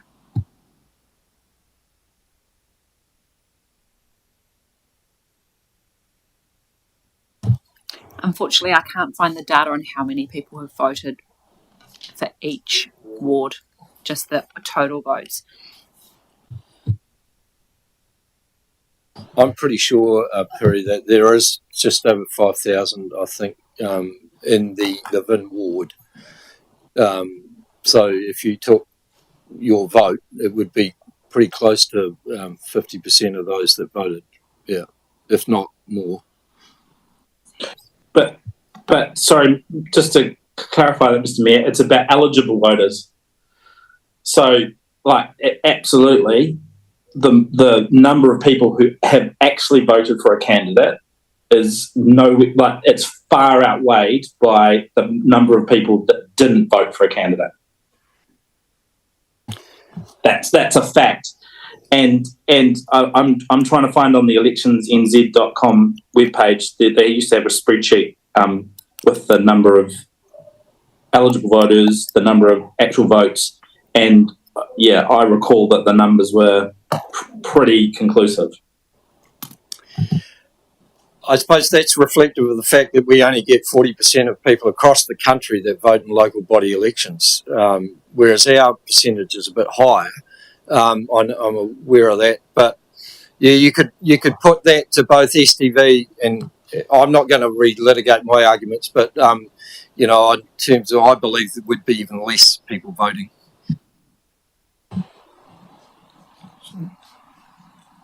So, is there anyone else that wishes to speak that hasn't spoken? I'm going to support the motion, first past the post, for all the reasons that you've both given yourself, and the fact that, well, the additional fact that Horizons do first past the post, and I guess our district will receive these voting forms and potentially get confused because we've changed, they're still the same, and they're having to numbers here and ticks over there. It's just too much. And what I found interesting about that video was it, cute little fruit, but they say da da da da, and then this is where it gets interesting, and then they go into the detail of how they break down the STV way. I think this is where it gets confusing. I'm just not prepared to add that spoke. I'm interested in raising voter turnout. I'm interested in, where's that missing million or those that are eligible? More to the point around, and I'm only saying it because you mentioned it, Bernie, lowering the age or whatever. What happened to just making voting automatic? Like, if you're a New Zealand citizen, born here, got residency, whatever, when you turn 18, you should just be able to go and vote. Why do you have to fill out a form and go through a process to access it or to be part of it? That's where they need to change. Kia ora. So, Councillor Bring, I'm assuming you're seeking a right of reply. Very quickly. Yes, but I just want to check before you do so if there's anyone else that wishes to speak first. Councillor Horowhenua. Kia ora. Sitting on the fence a bit here. A lot of the iwi that I'm registered with use STV. My concern was the potential confusion as Councillor Tukapua has raised, especially with Horizons, and one is a tick and one is a numbered system, and making, I'm all about increasing our voters and making sure that people are participating in this process. So I will most likely go for first past the post, although I have seen the benefits of STV. Kia ora.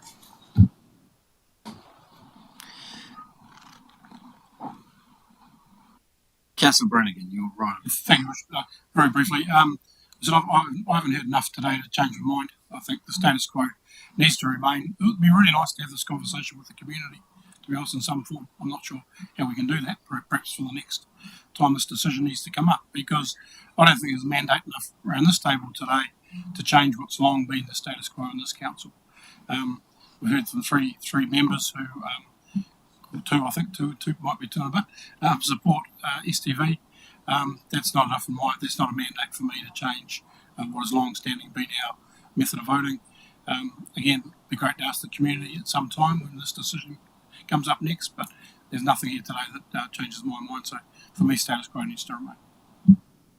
Okay, thank you. We will, I think, call a division on this to enable those that do support STV to be noted. So I'll start with Deputy Mayor Allen. For or against the motion that first past the post remains? Against. Councillor Brannigan? For. Councillor Tamihana? Against. Councillor Horowhenua? For. Councillor Olsen? For. Councillor Tukapua? For. Councillor Young? For. Councillor Grimstone? Against. And I am for. Councillor Jennings? Against, thank you. Against.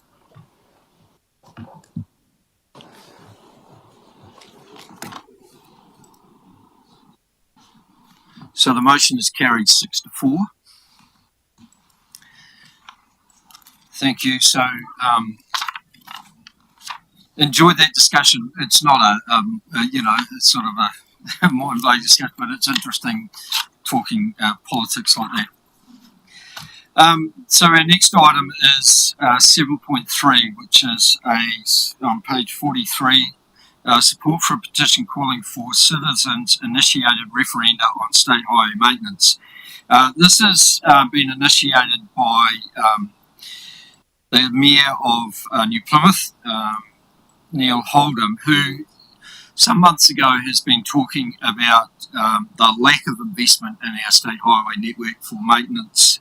And so he has been, if you like, advocating for more money and for a different way of doing things. He believes there's been a huge underinvestment in the state highway network maintenance funding for some years, and he's right. You will note, though, that over the last month, especially as we near the election, that both our main parties have significantly increased the funding budget for state highway maintenance. The latest GPS that came out, released the other week, had an increase of over $5 million from the current $15 million to nearly $20 million. And the National Party, I think, have endorsed pretty much the same thing. It's just the method of how we collect that revenue that's needed to be able to do that is probably the question. So, to be honest, I am less enamoured about this petition as I was 2 or 3 months ago. I believe with the election in front of us, there's probably other bigger issues that need to be in front of our public, and that asking our public then to endorse a referendum will probably be taken offside, if you like, by the result of the election, and that really should be the focus probably over the next couple of months anyway. So just my feelings on the thing. James is here if you've got any questions that you have about the road maintenance budget or any funding that's in that. But my view is that I don't think we should be supporting this at this stage. But I will just move 2.1 and 2.2 that the report be received. Seconded by Deputy Mayor Allen. Thank you. And I will be moving that Council note the initiative but decline to part in the gathering of signatures. Is there any seconder for that? Councillor Young, thank you. Deputy Mayor Allen. Look, it is not a big issue, as you say, in terms of where priorities sit, but I just note that this is allowing people who have strong views on it the opportunity to sign a petition. So in terms of the workload and the implications on other priorities, I don't see it as affecting it in very real terms. Given that roading is such, and road maintenance, pothole New Zealand is such a big issue at the moment, I would have thought making available a petition for people who want to sign it is not a bad thing, and in fact it's part of community connections. So for that reason I'll be voting against the motion.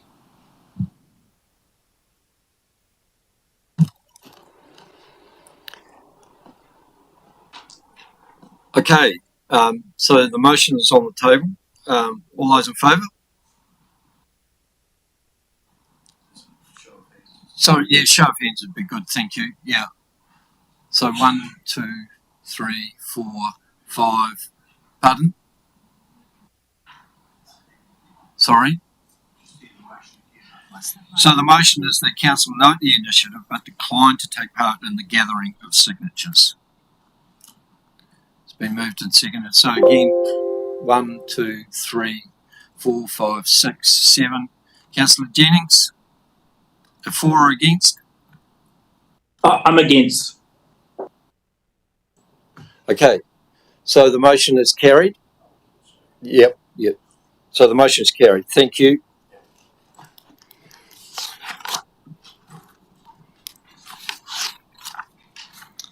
All right, so now we move to 7.4 on page 53, Council's response to concerns raised over the increase in vaping for young people and children, and we've heard two views today, both on opposite sides of the argument, but I'll just move 2.1 and 2.2, that the report be received and recognised as not significant. Moved by Councillor Olsen, seconded by Councillor Young. All those in favour? We have Mark and Brent with us as well to answer any questions. And Mark, you're going to play that short video that was referenced earlier, are you? I haven't got that queued up. You haven't got that queued up? Grayson's got it. Yep. Okay, so we are going to watch the video that was referenced earlier. I do apologise, it sounds a bit quiet on this, so we'll do our best.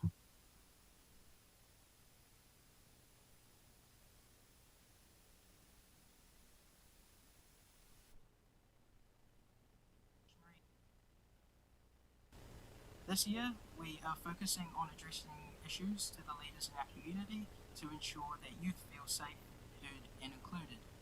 One of our major concerns for youth within Horowhenua is vaping, and we hope that the council takes this issue seriously.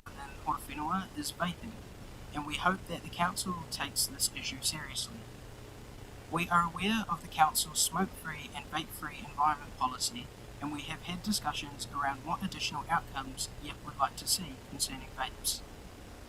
We notice that the council has designated certain areas in Horowhenua to be smoke-free and vape-free. However, we would like this to be extended to all council events. This will discourage the use of vapes in even more public spaces and instead shifts the focus on council events, as well as making smoke-free and vape-free labelling for these spaces more clear and direct. We hope this will positively influence other youth as they are not being surrounded by vaping and smoking. One way we are hoping the council is able to positively contribute is by opening up funding to events and projects that advocate against vaping.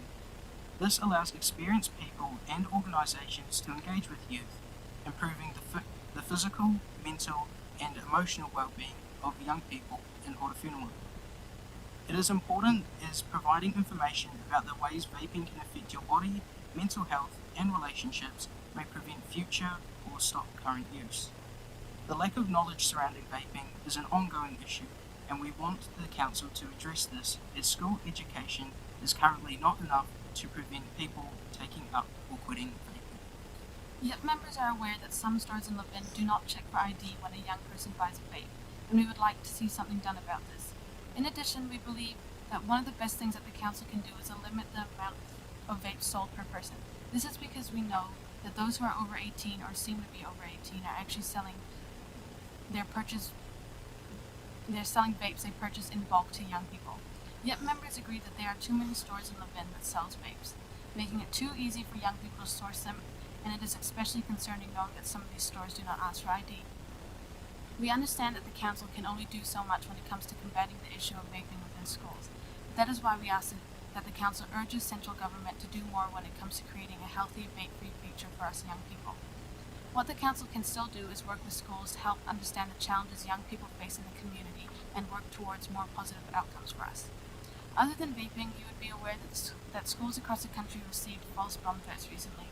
Our view on how our senior management have responded to the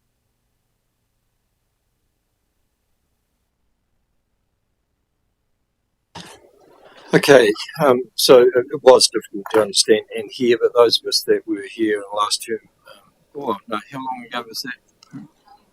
11 months ago. Yep, thank you. At the moment there is 2.3, which is 1A, that council notes the report, but takes no further action at this point in time, noting the existing work being undertaken within the Community Development Work Programme, or that council requests the Chief Executive to prepare a further report detailing possible roles for council and resourcing implications.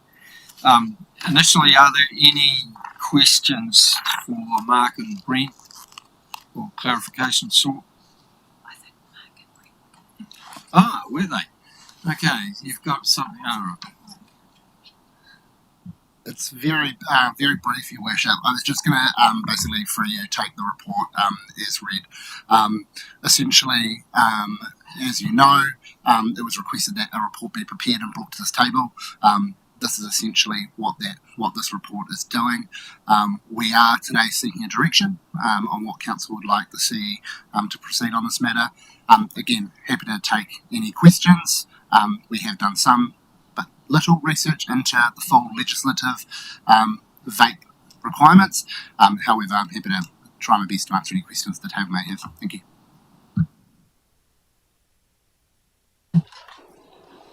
Councillor Brannigan. Thanks, Mark. Just listen, within current resourcing, as you're doing now, what sort of activities can your team continue to do alongside the Doctor Youth Network group, whatnot, to, for me, it's one of advocacy. So, what sort of stuff can you continue to do within current resourcing? Yeah, thank you, Councillor Brannigan. Look, I think we would continue the work we're doing with our network groups. That's in terms of resourcing where we're at with our community development team. As it stands, we're making really good, strong steps with our community network groups. We'll continue to talk and support their work that they're doing in those networks. Likewise, with the Community Wellbeing Committee is another option to have that conversation and see what role they play, especially that advocacy piece, as you mentioned. We have a bit of resource, but it's more through those channels that I would see that the team doing that work. Does that answer your question? Councillor Tamiana. Sorry. Just a quick one for me. I noted in the presentation there was matters around compliance and responding, or lack of response, I suppose, to when complaints can come in. Is there any feedback we can get around that? Because I think for me, that's probably, again, the policing of policy that we have in place. Are we maintaining it? Is that what we should get right? Yeah. Councillor, I think if I'm correct, you're referring to Jason's comment around the smoke-free. That's not a function of council. I believe that's external, but it's not a function of council, so I couldn't provide comment. We could find more information, but I don't have that information.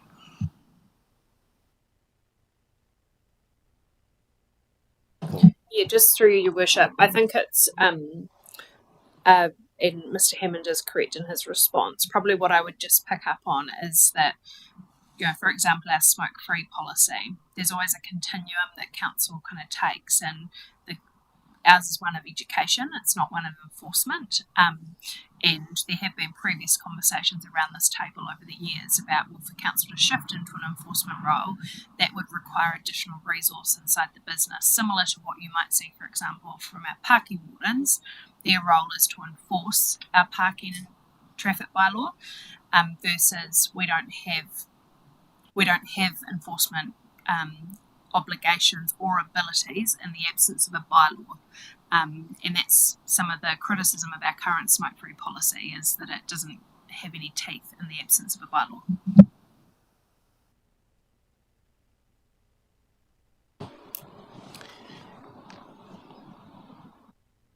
Councillor Tukapua. This question, I guess, branches into parks and property, but in the way of signage, when we have, and some of these can come from Smoke Free New Zealand, Owahi Kore, you have these signs that you can install. How many of our parks district-wide actually have, I've seen some have them, but how many overall? And, yeah. Through your worship, thank you, Councillor Tukapua. I'd have to go back and find that information to provide to you. I'd have to talk to our Parks and Property team to find exactly how many.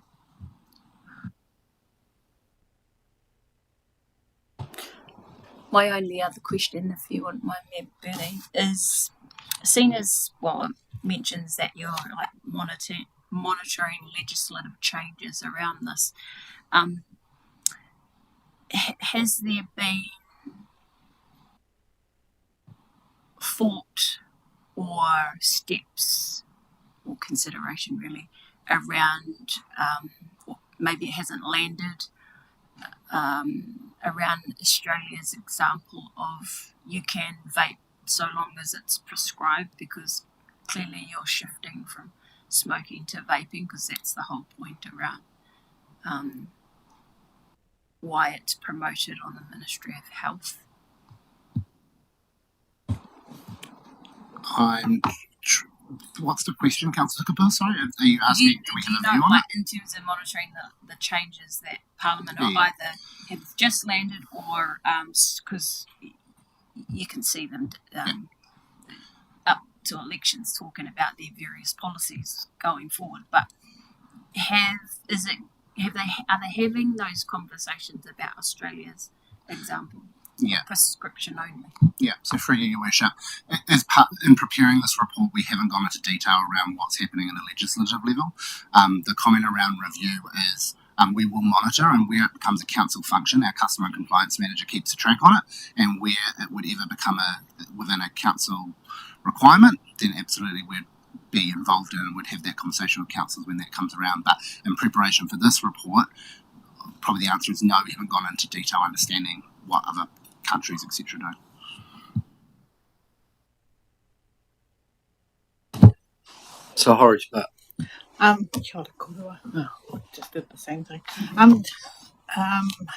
Just wondering, with legislation, are we in line with the number of vape shops that are available within Horowhenua? Are they meeting the requirements? I do have a concern around the vape stores that are inside a dairy and whether that meets whatever the requirements may or may not be. Kia ora. Yeah, again, for your worship. Again, as part of this report, we haven't, from a legislative perspective, gone into that detail. However, what I would note is my understanding, and I'd look to see further advice, is that that's not a function of council currently. So that may change through Parliament, but at the moment, council doesn't have a function in that space, so we wouldn't hold that data, nor have I got that prepared for this report. a question? Yeah, sure. I think for me, the legislational part's one part. I'm probably more interested about our own smoke-free, vape-free policy, because I don't think I've actually read it properly if there is one. But are we actually in line with it? Because I think that's really what I'm asking. If we have these policies, are we living to them? Yeah.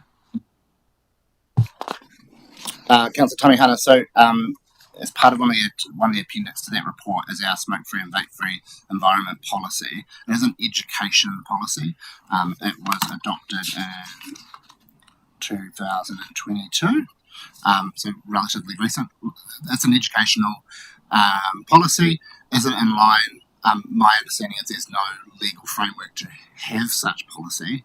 However, most councils would. For example, I can tell you that Kapiti Coast District Council last week, I think, reviewed their smoke-free and it's around parks and playgrounds. So it is in line with what other councils are doing. That answer your question.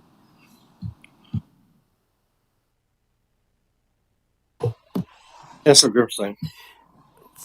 From an officer perspective, do you see any significant educational actions that the council may wish to take that would have a meaningful impact on vaping?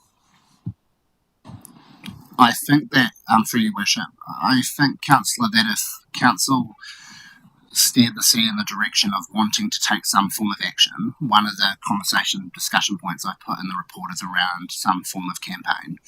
To answer your question around do we think that it would be meaningful, I guess, probably the key part to that. I think that we can partner really well with our community networks and our community groups, and alongside some of the expertise that we may have within our organisation, we can do that. I will be honest and say that it's going to be a resourcing thing, and it comes down to that. It's not in our current work program, so that would be an additional thing that we would need to consider. But to answer your question, do I think we could do something meaningful? I would say that we can try our absolute best, and that would be in line with our community.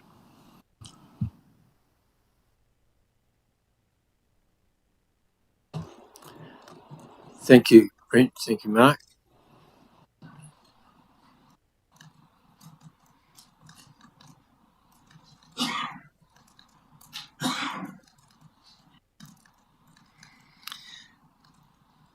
Okay, so we have 2.3, I'll call them option 1 or option 2 in front of you. Anyone prepared to put one of those options Deputy Mayor Allen. Mr. Chair, I wonder if Grayson could bring up a massage on my part of option 1, which I will move, which is that Council notes the existing work being undertaken within the Community Development Work Programme and further signals its proposal to incorporate the smoke-free and vape-free environment policy into the public places bylaw when that bylaw is reviewed. And if there's a seconder for that, I'm happy to speak to it, Mr. Mayor. Councillor Tukapua, sorry. Did I have a seconder? Councillor Grimstone, a seconder. So it's on the table.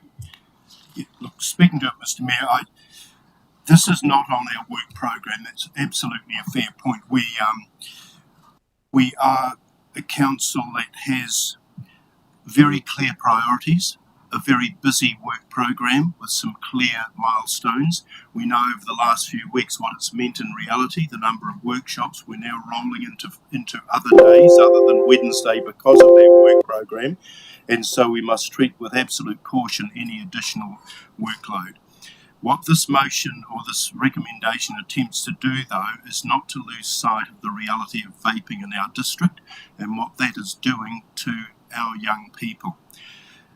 There has simply been an explosion in the uptake of vaping, and my particular concern is for young people, and I'm very grateful to Councillor Tukapua for the statistics that she shared with us earlier today from the survey undertaken. And there are some very, very scary statistics there. This is youth identifying with absolute honesty that 80% of years 9 and 10 of those surveyed have vaped, and that 60% identify themselves as dependent on vaping. There were other stats packed away in there also, but those were the telling ones for me. But it's more than just vaping. Before I leave the vaping issue itself, though, I witness on a regular basis, sitting in my office where I do my council work, which connects to the street, primary school children who come up to about my knee in height, vaping on their way to school. That's the reality of vaping. That's what's happening in our community. There is also, though, the wider issue about the social impact, and that point that Councillor Tukapua brought to the table about the what is happening at secondary schools, coming to, going from, and trying to get access to toilets. I've heard that from other schools also, the reality of what is happening within the school environment, and the additional layer of bullying, the risk of bullying, which is already real in our community and in our schools, the additional layer of bullying that's brought about by vaping in our schools. Mr. Mayor, I finish by saying this. The issue of vaping is real. This motion attempts to say we will continue to monitor it, understanding that we do have a workload program which must take priority, but we will not let it go, and we will use every arrow in our quiver, including the bylaw, as a means of enforcement if that can be of use also in combating this disease. So for those reasons, Mr. Mayor, I move that motion.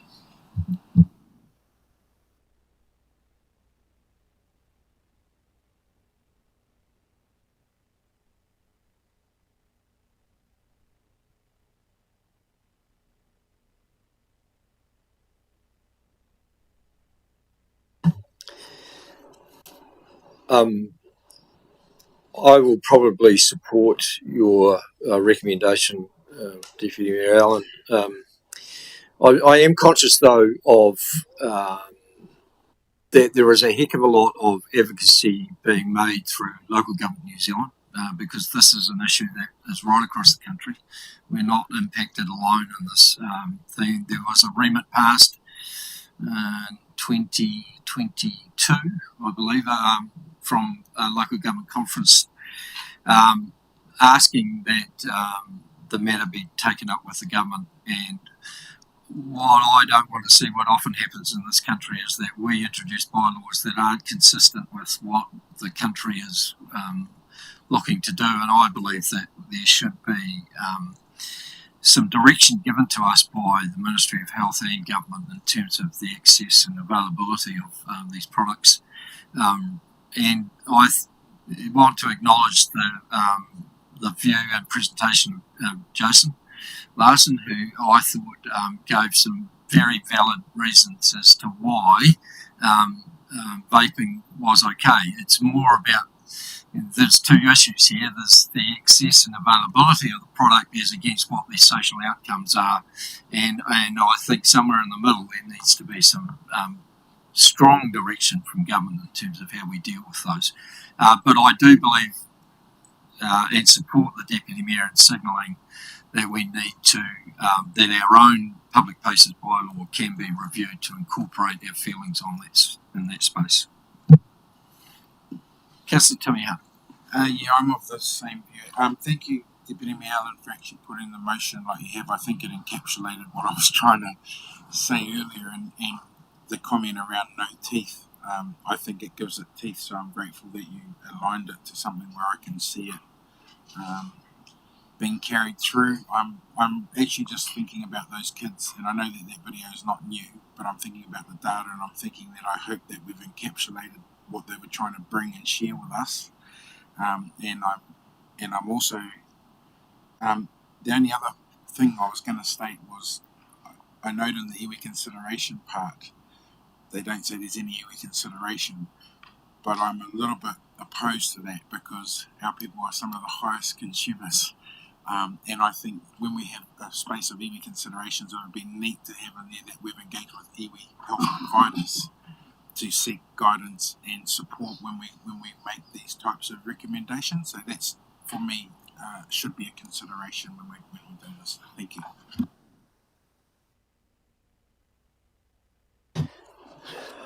Okay, Councillor Tuapa.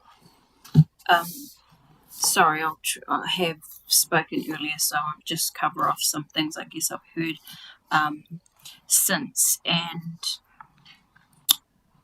yeah, I agree. Jason's presentation was really good, and he agreed that there still needs to be some change. He's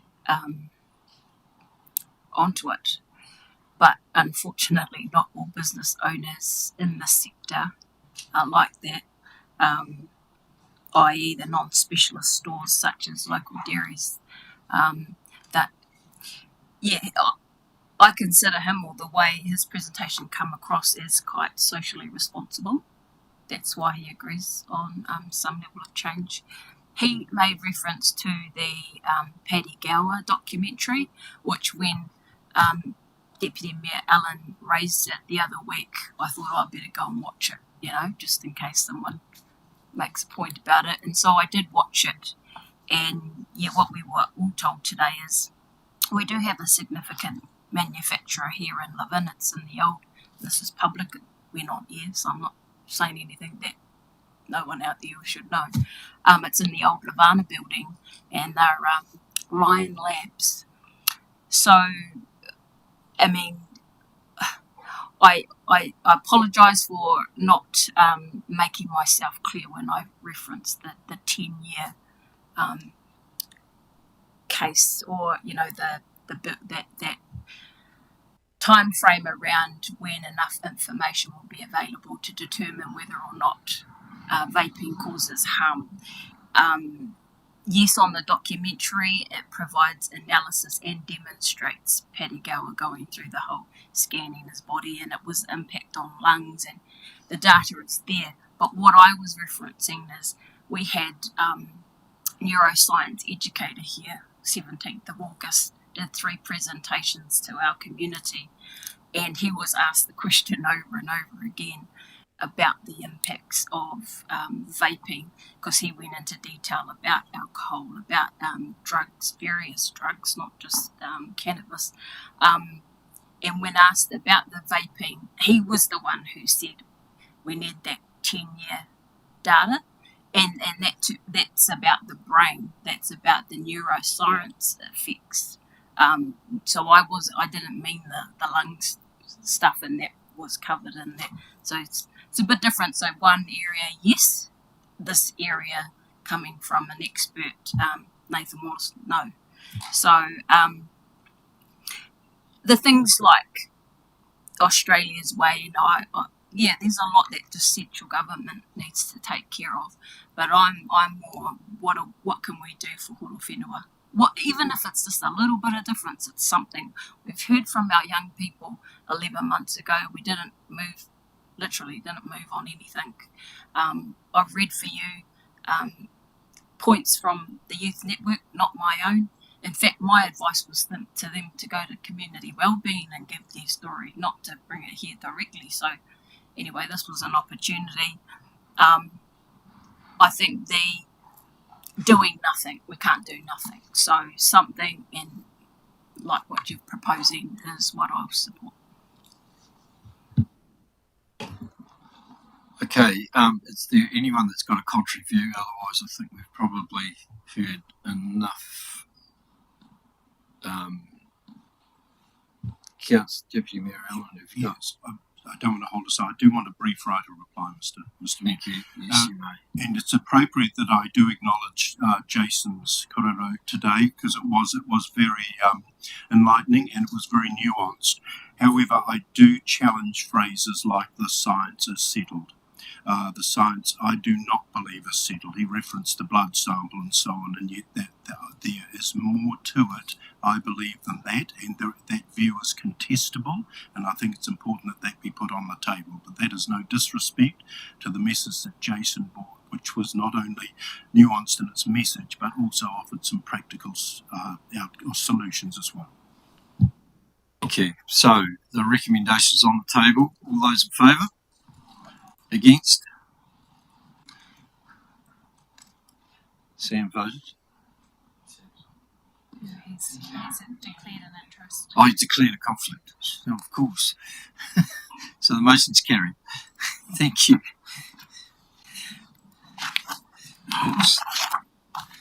Okay. We're now on page 65 for the Housing Action Plan Review. Purpose of this report is to inform Council of the establishment of a housing action plan working party to both review and oversee the ongoing direction and delivery of the housing action plan first established in 2019. So I move 2.1, 2.2 that the report review be received, and this is being recognised as not significant. Moved by Councillor Olsen, seconded by Councillor Brannigan. All those in favour? Against? Carried. Welcome to the table, Leah. Do you wish to introduce?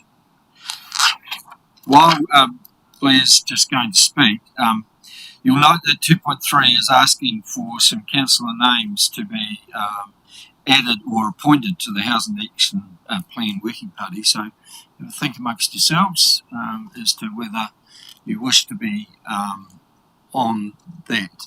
And if there is more than two, it will require a vote. Okay? Blair. Thank you, Worship. I think you've pretty much summarised a very short paper right there and then. Really, I guess part of the reasoning behind the thinking is that 2019 was some time ago. There's been significant macroeconomic changes in that time. We didn't even have DC policy in place at that point either. So there's been quite a few changes affecting the landscape in this space. Obviously, still a very high priority on our agenda, but there's also some key components here from a community outreach perspective too. So part of the proposal is to bring Brett Harvey as GM of community into the space with myself, so we can focus on both those community and structural components in tandem, but also bring in some input from yourselves as elected members to provide some further oversight. There's obviously quite a bit of potentially confidential stuff that's going on in the background at all times, so I thought it useful for people around this table to have some insight into that without having to bring it constantly and share it globally. Probably the other key piece, I guess, is around reconsidering sort of some of the tools and models available, and importantly for me, I guess, is how do we actually track and measure success in this space. If we're seeking to enable what matters, what does that mean absolutely in this space, and then how do we track that with some certainty? Because I think as it stands, a number of actions, a number of initiatives, hard to pin down what success looks like. And just for clarification, Blair, how do you see this review team actually working? What do you sort of a timeline, if you like? Prior to the end of the year, we'd look to complete and come back. I think in there I mentioned November. In November, we'd look to come back to the table with a view. So it's a pretty rapid review. It's not a rework, but more a case of just getting some real clarity around actually, what's making a difference. So as you know, and as you'll see today, we'll bring proposals around utilising council land for the development of housing. Does that absolutely tie to reducing the housing waiting list, or is that going off into some other avenue which isn't serving our absolute purpose? So it's having some of those discussions and just being clear on what our original intent was, because I wasn't around the table at that time either. So, and commitment-wise, from in terms of timing, commitment for councillors? Not extensive, I would think. Well, rough terms, maybe half a day for the months to November.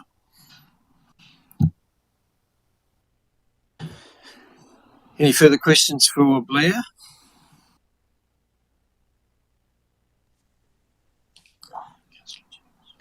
Councillor Jennings.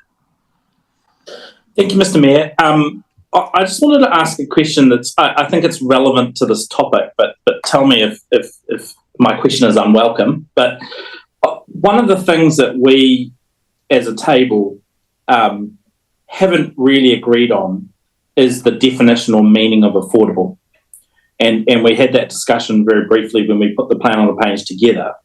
And so I just wanted to ask Blair whether we're still using the definition around using the multiple median measures that are in the current housing action plan as the basis on which we are talking about affordable, or is the definition of affordable, is that up for discussion and further refinement? Personally, a good question, and I should have referred to that.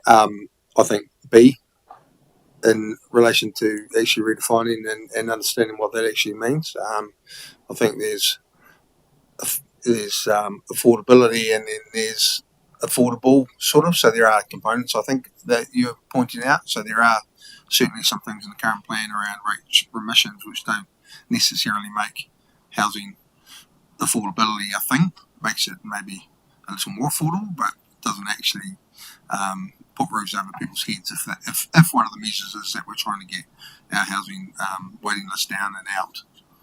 So yeah, I think a review of the definition of affordability in the current environment would be useful.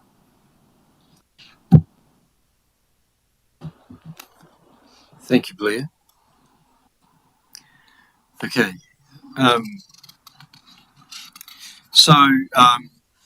Is there anybody willing to put their hand up? Yeah, well, listen, while I wasn't part of the actual working group, I think that put the housing action plan together in the last training. We were all quite an extensive part of that, so always had an interest in it. So yeah, I'm happy to put my hand up for one of those things. Orange part. Yeah, I'd also like to put my name forward as interest in that group.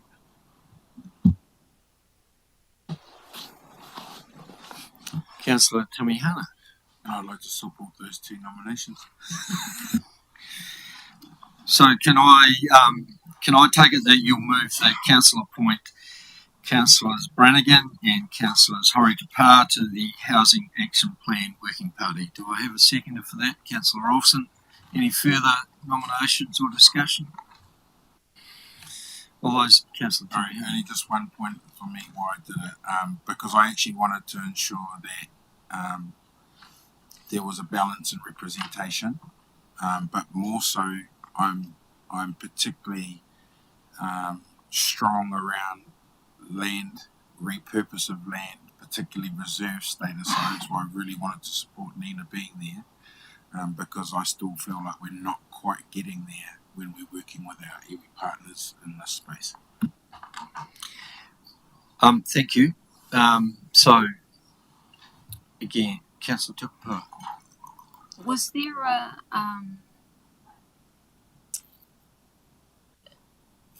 in answer to Councillor Jennings' question, was there a definitive, or is that something our two councillors will work on, or can there be input rather than once they've reshaped everything, and then I know it comes back to council, but well, do you see? Sorry, I just want to know. Yes. Yeah, through your worship, I think probably what I'd give reassurance of is that while there's not much time between now and end of November, we don't want to the rest of our elected members feel cold to a new housing action plan come November. And so what Blair and I'm sure Councillor Horowhenua and Brannigan will do is make sure that there's some check-in points, and those check-in points might not be briefings and workshops just because of the sheer magnitude of how much mahi there is to do, but making sure that you've got the opportunity for input on things like the definition of affordable / affordability / housing, or for example the key actions that council should be driving when they think about how to enable this, which is obviously one of our top 10 priorities.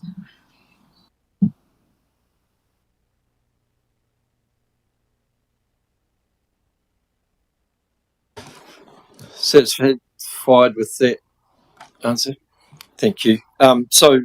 Just adding 2.4 to the recommendation that the Working Party Housing Action Plan refresh / review be completed prior to the end of 2023, targeting return to Council for approval in November 2023. So just confirming with the seconder and the mover of that motion that they're comfortable with that be added. Any further discussion? Put the recommendations. All those in favour? Against? Carried. Thank you. Look forward to that happening, and great to see councillors putting their hands up for the further work on top of the workload that we already have, which is good to see. Thank you. All right, 7.6, the final CapEx carry forward to 23-24. Can I move 2.1, 2.2? Oh, sorry, 2.1 that the report be received.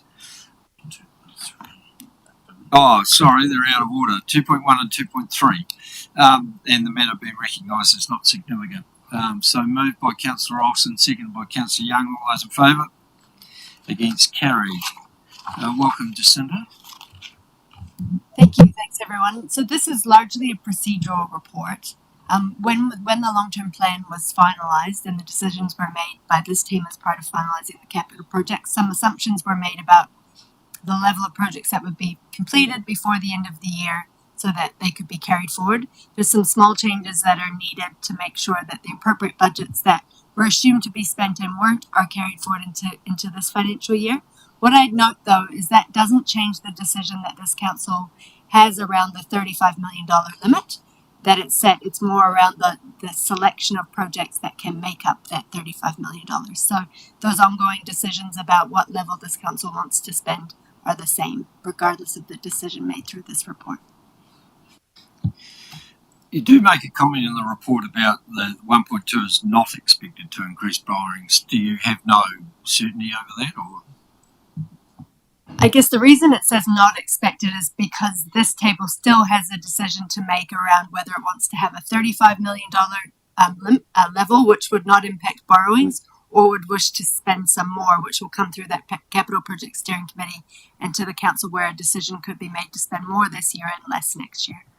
Thank you. Councillor Jennings, you have your hand up. Yeah, thank you, Mr. Mayor.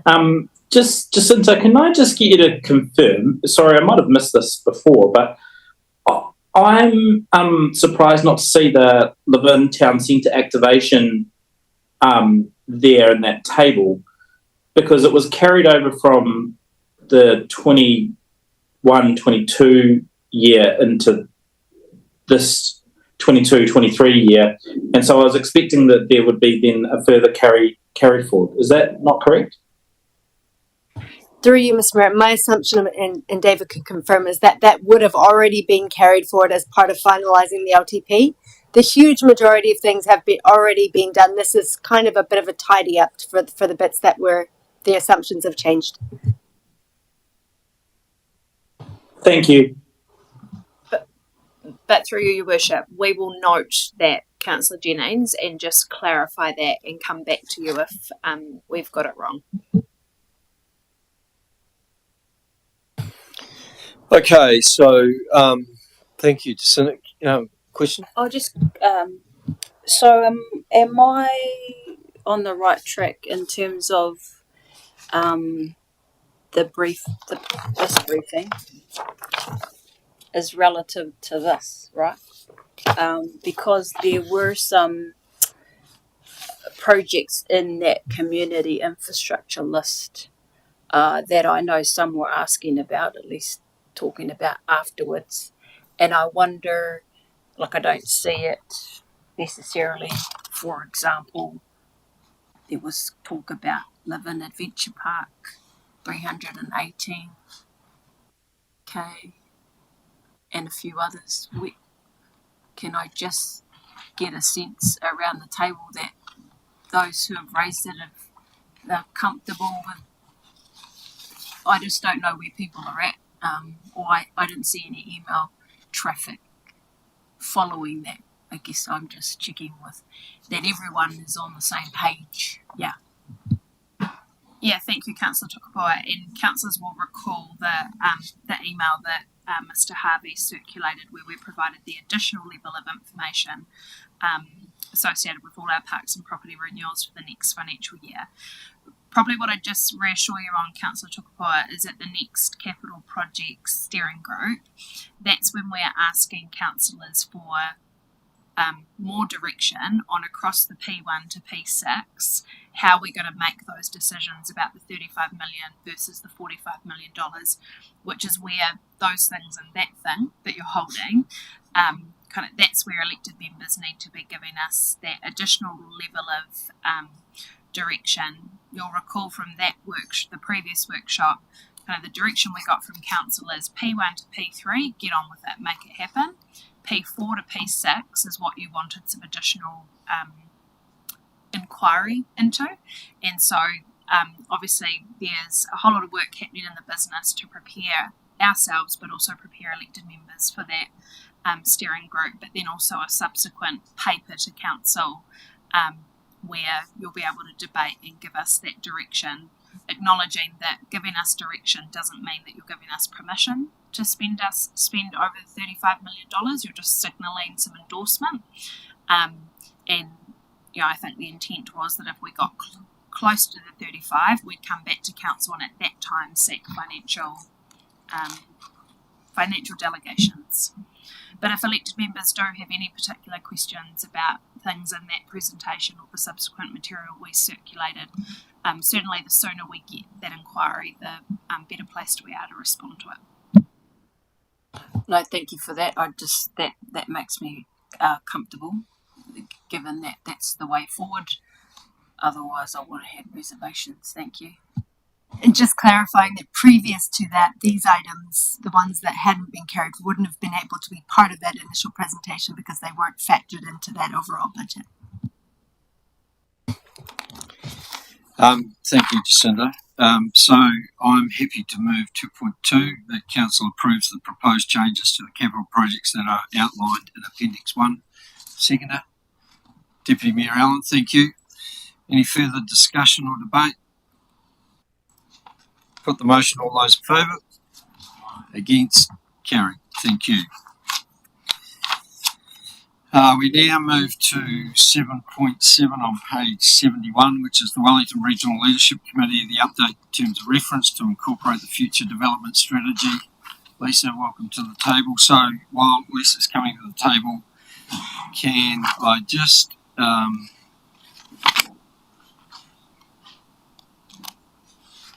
we've got, am I looking for a motion to receive the report? It's not there. Okay, so let's move 3.1, 3.0. 3.0 that the report be received, and 3.0a that it be recognised as not significant. Half the table's gone. Have we got a call? 1, 2, 3, 4, 5, 6, 7. Right. Okay. So do I have a mover and a seconder, please? I'm happy to move. Deputy Mayor Allen is seconding. All those in favour? Against? Carried. Thank you. Lisa, thank you.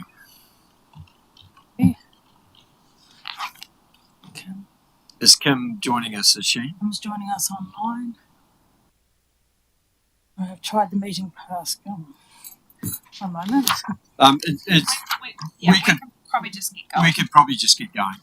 Look, this is for those of us that have been at briefings and hearings, we've had a pretty thorough sort of briefing in terms of what this means and how are responding already to this, and that really this is just endorsing a future strategy that we need to do since we have are a member of the Wellington Regional Leadership Committee, and I think there's been enough discussion and debate around this issue. So are there any questions of Lisa in terms of this report?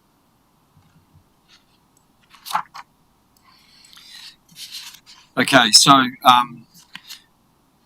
Grayson, can you just tell me which numbers I need to move? 3.1 to 3.10.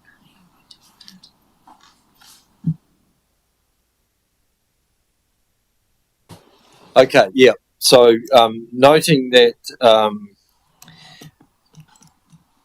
3.9, the council appoints one elected member, being someone to be a member of the Joint Committee Subcommittee of the FDS, which is the Future Development Strategy, for the purposes of hearing submissions on the draft Future Development Strategy or any updates to it, and making recommendations on those submissions for the Wellington Regional Leadership Committee.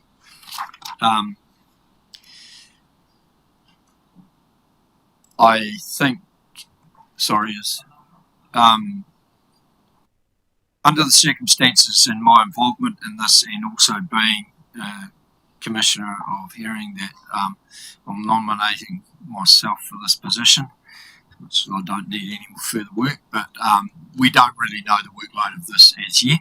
It'll be determined by the number of submissions received and the engagement in terms of the public. But so unless anyone has any contrary view or wants to put their hand up, I'm comfortable to do that.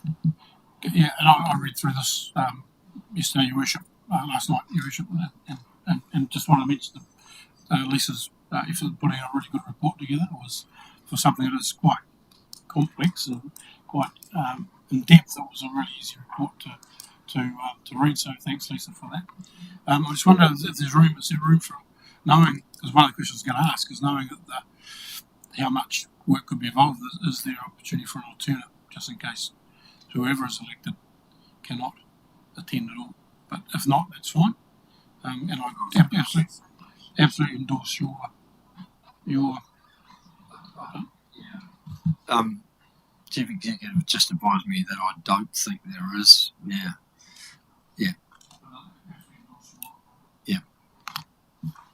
Yeah, on the same note, I'd like us to find out if there is an opportunity to have an alternate, because a lot happens in that forum that we don't probably understand how it operates. So if there's an ability to appoint an alternate, then I'd certainly support that. Through your worship. So there's absolutely the option of an alternate for the Wellington Regional Leadership Committee, but this particular resolution is about a joint subcommittee to hear the submissions to the future development strategy, and so that's a fairly strict process guided under the RMA.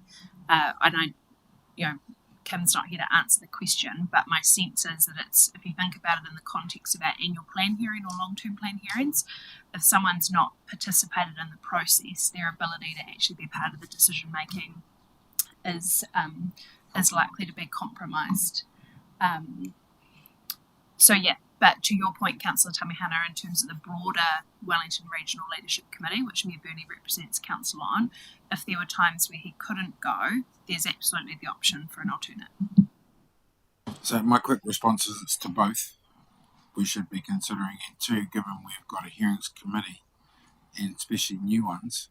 It's actually another opportunity to gain further experience in those roles that we've been appointed to. So that was probably the point of my.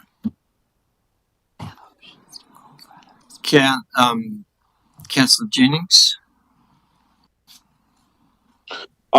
Mr. Mayor, all I was going to say is I absolutely endorse you, and I'm happy to move 3.9 with your name in there on the simple basis that you appear to be the only one of the 13 elected members that has the current certification, which means that you're suitable for this role. So look, I'm really happy to move 3.9 with your name in there. Thank you. And on reflection, because my name is on there, I won't move this. It wouldn't look good. So Councillor Brannigan is happy to second. So moved by Councillor Jennings, seconded by Councillor Brannigan. Yes, so 3.1 to 3.10. So any further debate or discussion?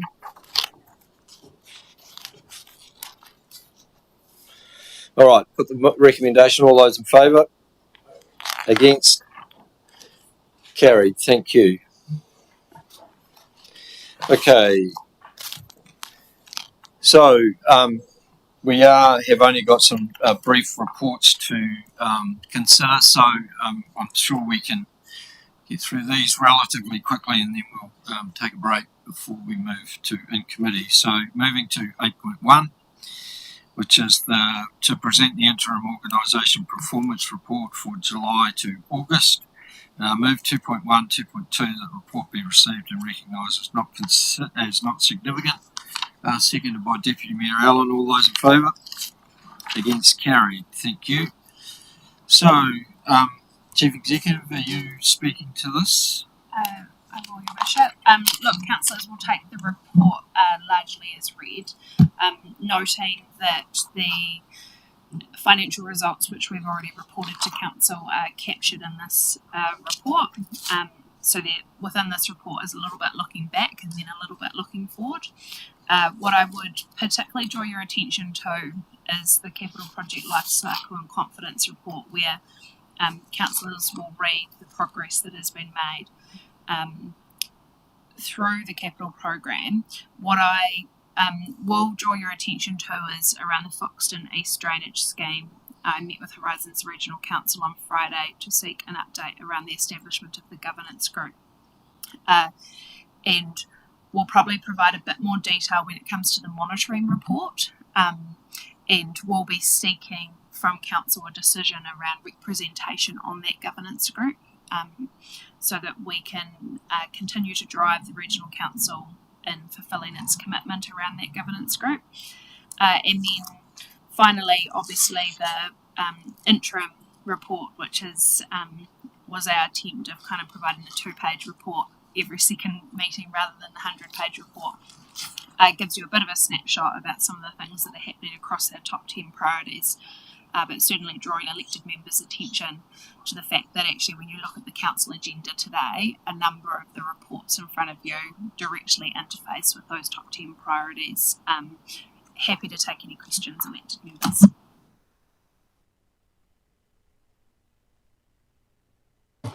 Okay, noting that this is an interim report and that we'll get a fuller report next month. So if there's no questions, just going to 2.3 and just noting the error in that says April, it should say July. So that having considered all matters raised in the organisation performance report, July 2023, the report be noted. Happy to move, seconded by Councillor Brannigan. All those in favour? Against? Carried. Thank you. Okay, moving to 8.2, the Long-Term Plan 2021-2041 Monitoring Report. This is just for receipt and recognised as not significant, 2.1, 2.2. Moved by Deputy Mayor Allen, seconded by Councillor Young. Thank you. All those in favour? Against? Carried. Thank you. Any items that people or councillors wish to question? Councillor Brannigan. Thank you, Your Worship. Like, on item number 2, which is the Foxville stormwater discharge consent, in the previous monitoring, the performance report had it sort of orange, which is like I take it's in progress, etc. This one it's under red, and I just wonder why, and what is there a difference, and where it's at in terms of that consent process. It's certainly something I get quite a lot of contact about, particularly around the Beachfields area, and might not bounce it today, but I wonder if I can get a reply perhaps from Craig Middleston. Would be easy. Yeah, we'll, through Your Worship, we'll follow up on a most recent response. Certainly the consent had been lodged and it had been put on hold because the regional council didn't have capacity to process it. And so it might just be a bit of discrepancy between colours, but we'll seek an update from Mr Hiddleston and circulate it to all elected members. Part of that consent is also the Carrots Grove pump station. Can we just make sure there's some reply on that, because that's a big part of the queries I'm getting. Thank you. We'll respond with an update to all elected members. Councillor Tukupa. If it's appropriate to know publicly, who is the consultant for number 1?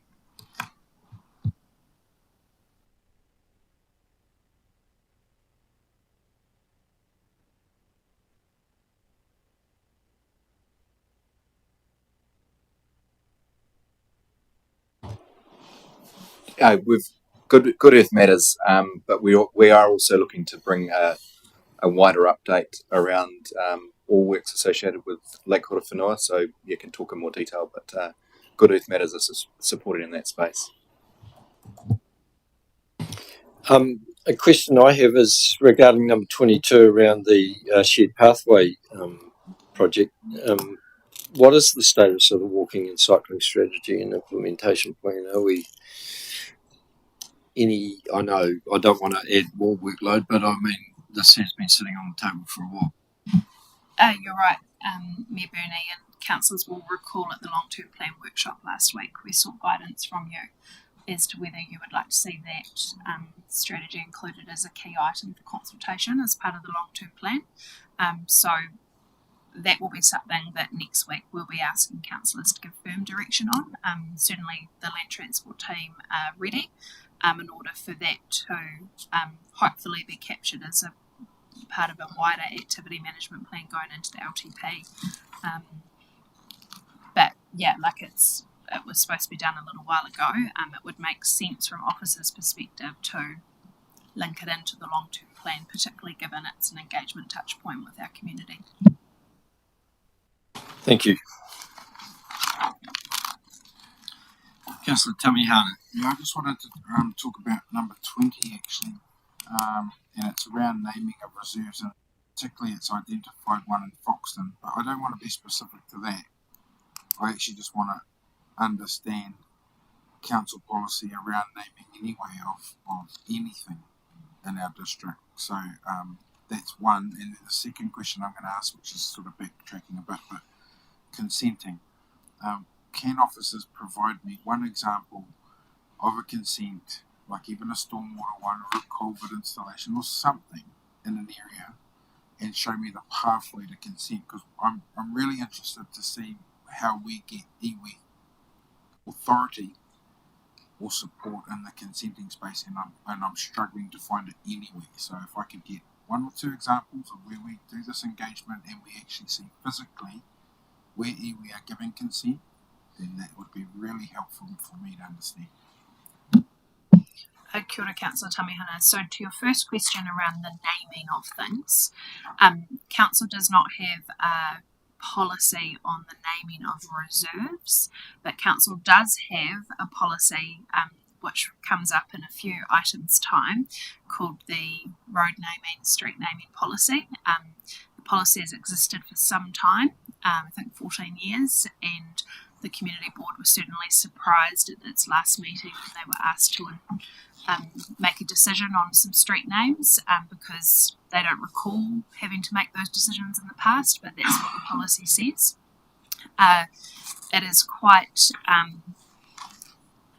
antiquated for a policy for those decisions to sit at a governance level, and so certainly on our work program is a piece of work to review that policy, because even from a perspective of how we appropriately consider cultural history in the name is, it certainly doesn't follow good practice.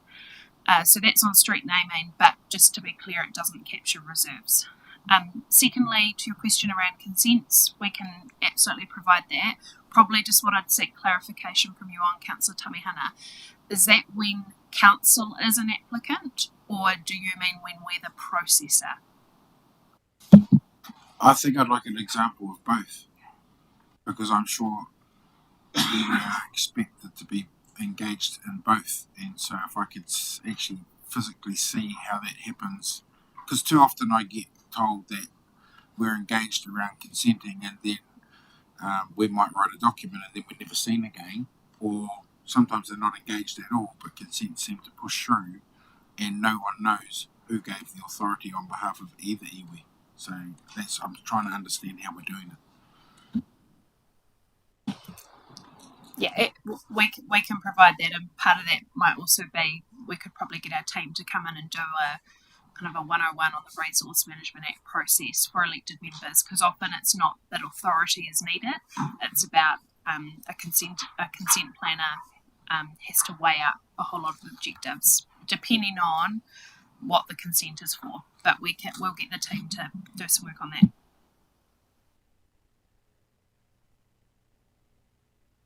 Thank you. So we're now moving to 8.3, which is the Council Resolution and Actions Monitoring Report, page 173. Move 2.1, 2.2 that the report be received and recognised as not significant. Seconded by Councillor Young. Thank you. All those in favour? Against? Carried. Any items that councillors seek clarification on? Deputy Mayor Allen. 22/166 Cafe de Molin. I wonder if the CEO could give an update on that. Through your worship, staff met with the trust last week to seek further detail on what the barriers were to securing a lease. It's fair to say that at this stage we still don't have the specifics that we need, and so I've asked staff to formally write to Cafe Molin and seek by the end of this week detail about what is required, with a firm view that come end of September we need to have come to an agreement, otherwise council will need to consider other options.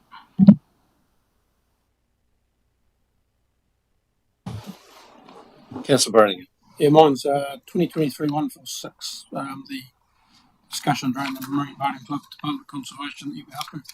Is that just operational level, Monique, or is that opportunity for elected members to sit in on that one? Through your worship, sorry for the I was just trying to because from my understanding that has been set up, and that our Kirikiri ward councillors and Māori ward councillors have been invited to that hui. So if not, my apology, I will check that. I do know that we did have the date in the diaries. However, Regional Council have since advised us they can't make the hui.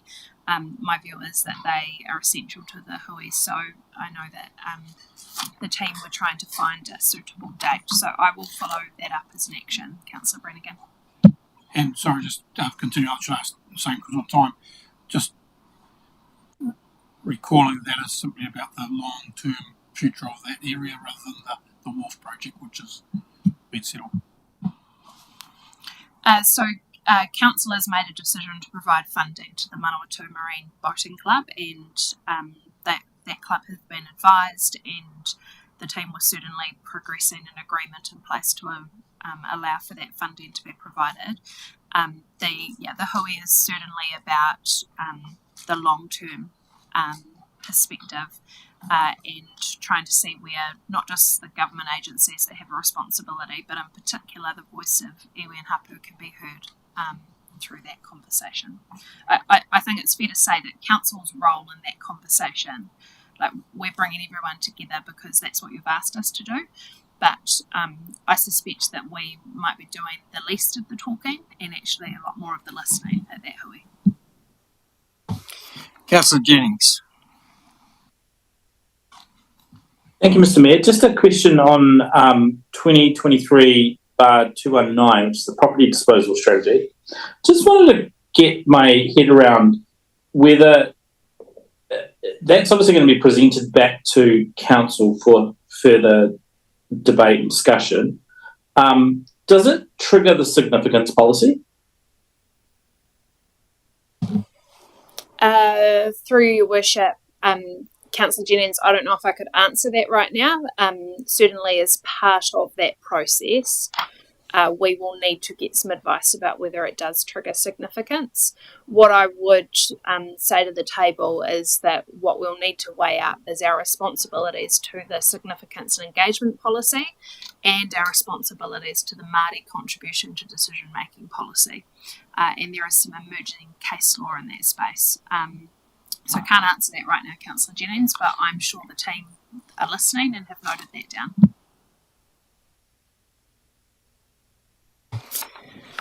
Thank you. Okay, so now moving to 9.1, the proceeding to the Risk and Insurance Committee from the 16th of August 2023. So we have 2.1, 2.2, that the minutes be received.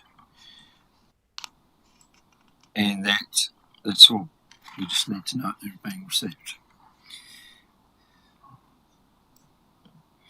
The report and the minutes are not two separate things, though, are they?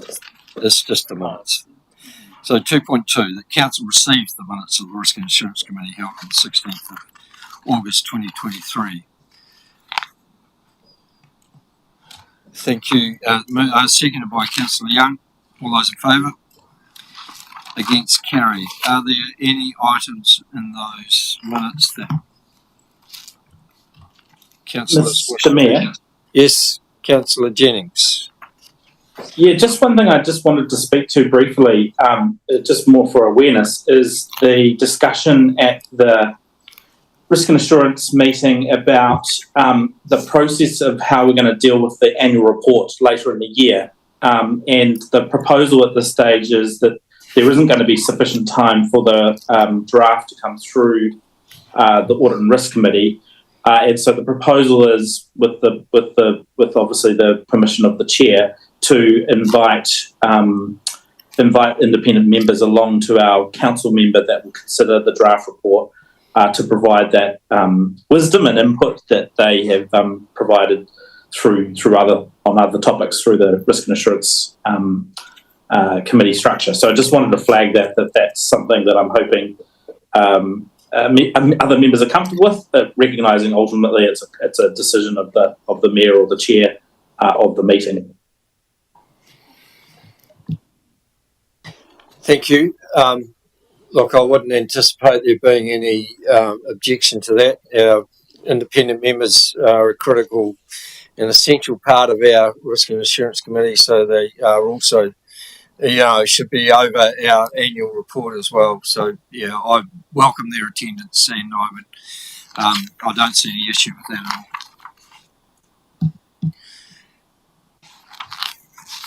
Okay, so now we move to the 9.2, which is the proceedings of Te Awaho Foxton Community Board.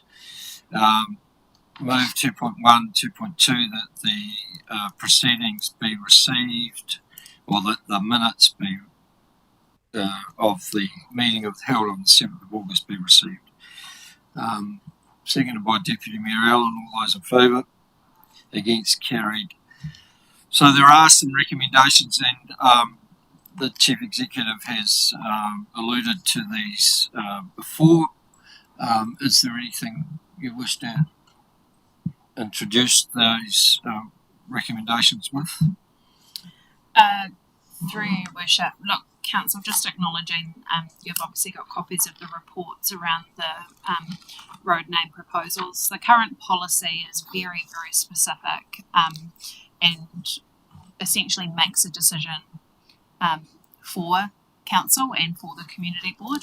I have highlighted earlier that the policy is out of date and does need reviewing, but certainly, I'd probably just emphasise that, bringing reports of this nature to Council isn't necessarily an efficient way of following these processes, and obviously giving a commitment to the review of the current policy which guides our decisions.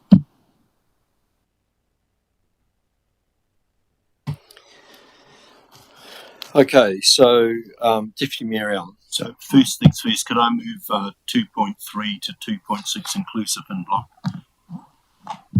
Do I have a second for that? Councillor Olsen, thank you. Any further discussion?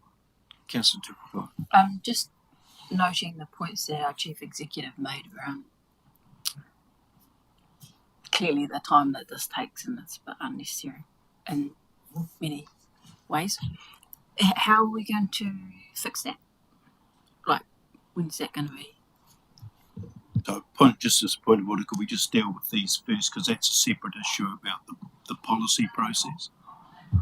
Oh, sure, okay. For example, Shest wants to change to Hest only because Susan is no longer a shareholder and they want to take her S out of the word. Like, so you've got to come through this whole process and we have to do a report on it just to change. You're like, I just think, oh, yeah, come on. I don't want to keep doing that.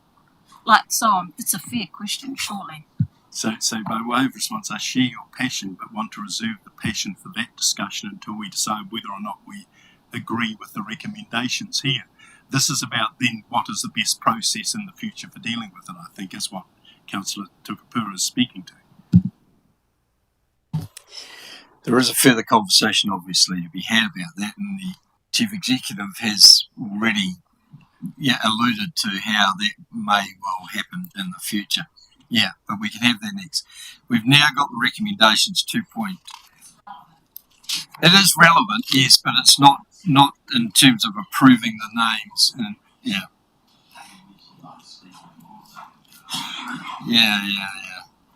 Okay, so they've been moved and seconded. Any further? I think we'll just move on.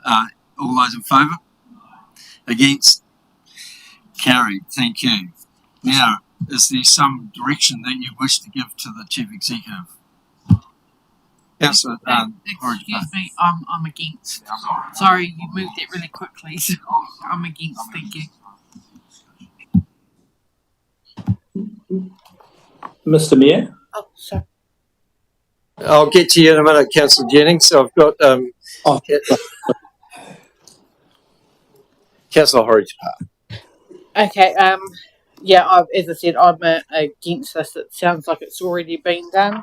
I see here back in the 29th of April 2021, the street that you were referring to had already been approved.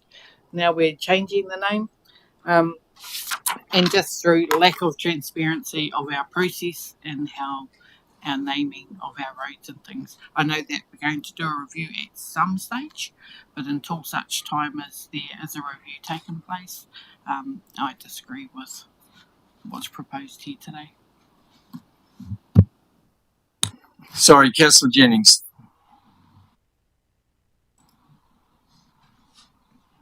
My apologies. I hadn't realised we hadn't finished. Have we finalised 2.1 to 2.6? Are we on new matters or? Yes, we had a mover and a second, and I put the motion, but some people hadn't, and I said move, but I didn't realise there were actually a couple of members who had voted against the recommendation. So we've moved 2.3 to 2.6, and I have, if you like, a majority of people who support that motion at the moment. Okay. I just want to speak to the policy issue and I'd like to put a motion around delegation to the chief executive, but that's separate to 2.1 to 2.6. So just when you're ready for that. Well, we are ready because the motion's been passed with so you are able to do that now. Thank you. Yeah, look, so what I would like to move is that we request that the road naming policy be reviewed, and that as an interim measure that we delegate all decisions around current road names or road naming to the chief executive. And I second that. I second that, Mr. Mayor. Yep, I second it. I second it, Mr. Mayor. So we have Councillor Jennings has moved that the council review the road naming policy, and in the interim, council delegates to the chief executive authority to make all decisions regarding road names. To make all decisions on road names. Yeah.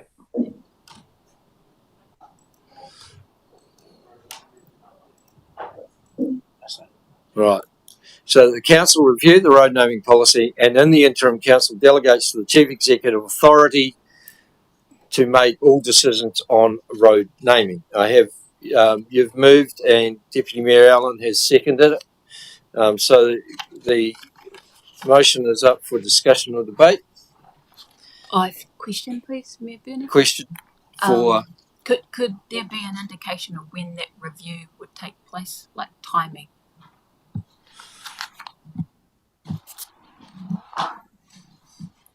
Through your worship, I think we can commit to bringing a draft road naming policy back to the November council meeting.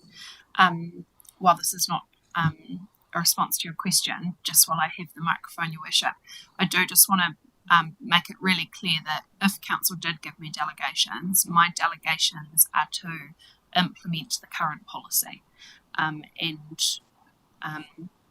it's important that council know that my obligation is to the current policy, not to a new policy that we yet haven't written.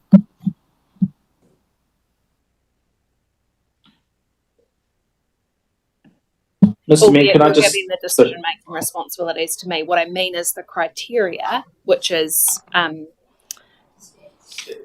set out in the yeah. Sorry, Councillor Jennings, did you have further comment? Yeah, just 2 points. I was just going to suggest if members would like, we could just add to that resolution at the end in accordance with the current policy. And then the second point I just wanted to raise was one thing that I would hope that the review would pick up is something I've seen with other councils in Australia who have some criteria around using former service people and veterans' names. And I thought it was a really neat initiative that those councils had adopted, where it was celebrating that service history, and obviously it also it has some it covers it recognises a lot of heritage and that's in that service. So I'd be keen for the review to at least consider that, but I don't necessarily want to capture that as part of a motion. I'm sure we'll get the opportunity to talk about that when the policy is brought before us. Thank you. So any further discussion or debate on this recommendation or motion? I'll put the motion. All those in favour? Against? Carried. Thank you. All right, so that then brings us to the end of our open agenda. We'll now just make a motion to exclude the public, where we will discuss C1, housing outcomes for Lincoln Police Reserve Horowhenua, C2, affordable housing consideration Western Park, C3, Tara Eka Queen Street Stage 1 Stormwater Private Developer Agreement, C4, property purchase brief Tara Eka East West Arterial, C5, delegation for variation of contracts York Street / Stafford Street, C6, Horowhenua West Road Reserve Lease, C7, Poplar Partners Lease, C8, update on potential rating sales, and C9, the proceedings of the In-Committee Chief Executive Employment and Performance Committee, 16th of August 2023. So moved, seconded by Councillor Brannigan. All those in favour? Against? Carried. Thank you very much to all those that are possibly watching us on live stream. Thank you everybody for your participation. We will now take a break for a quarter of an hour and resume at 4:15 and return to our in-committee agenda. Thank you.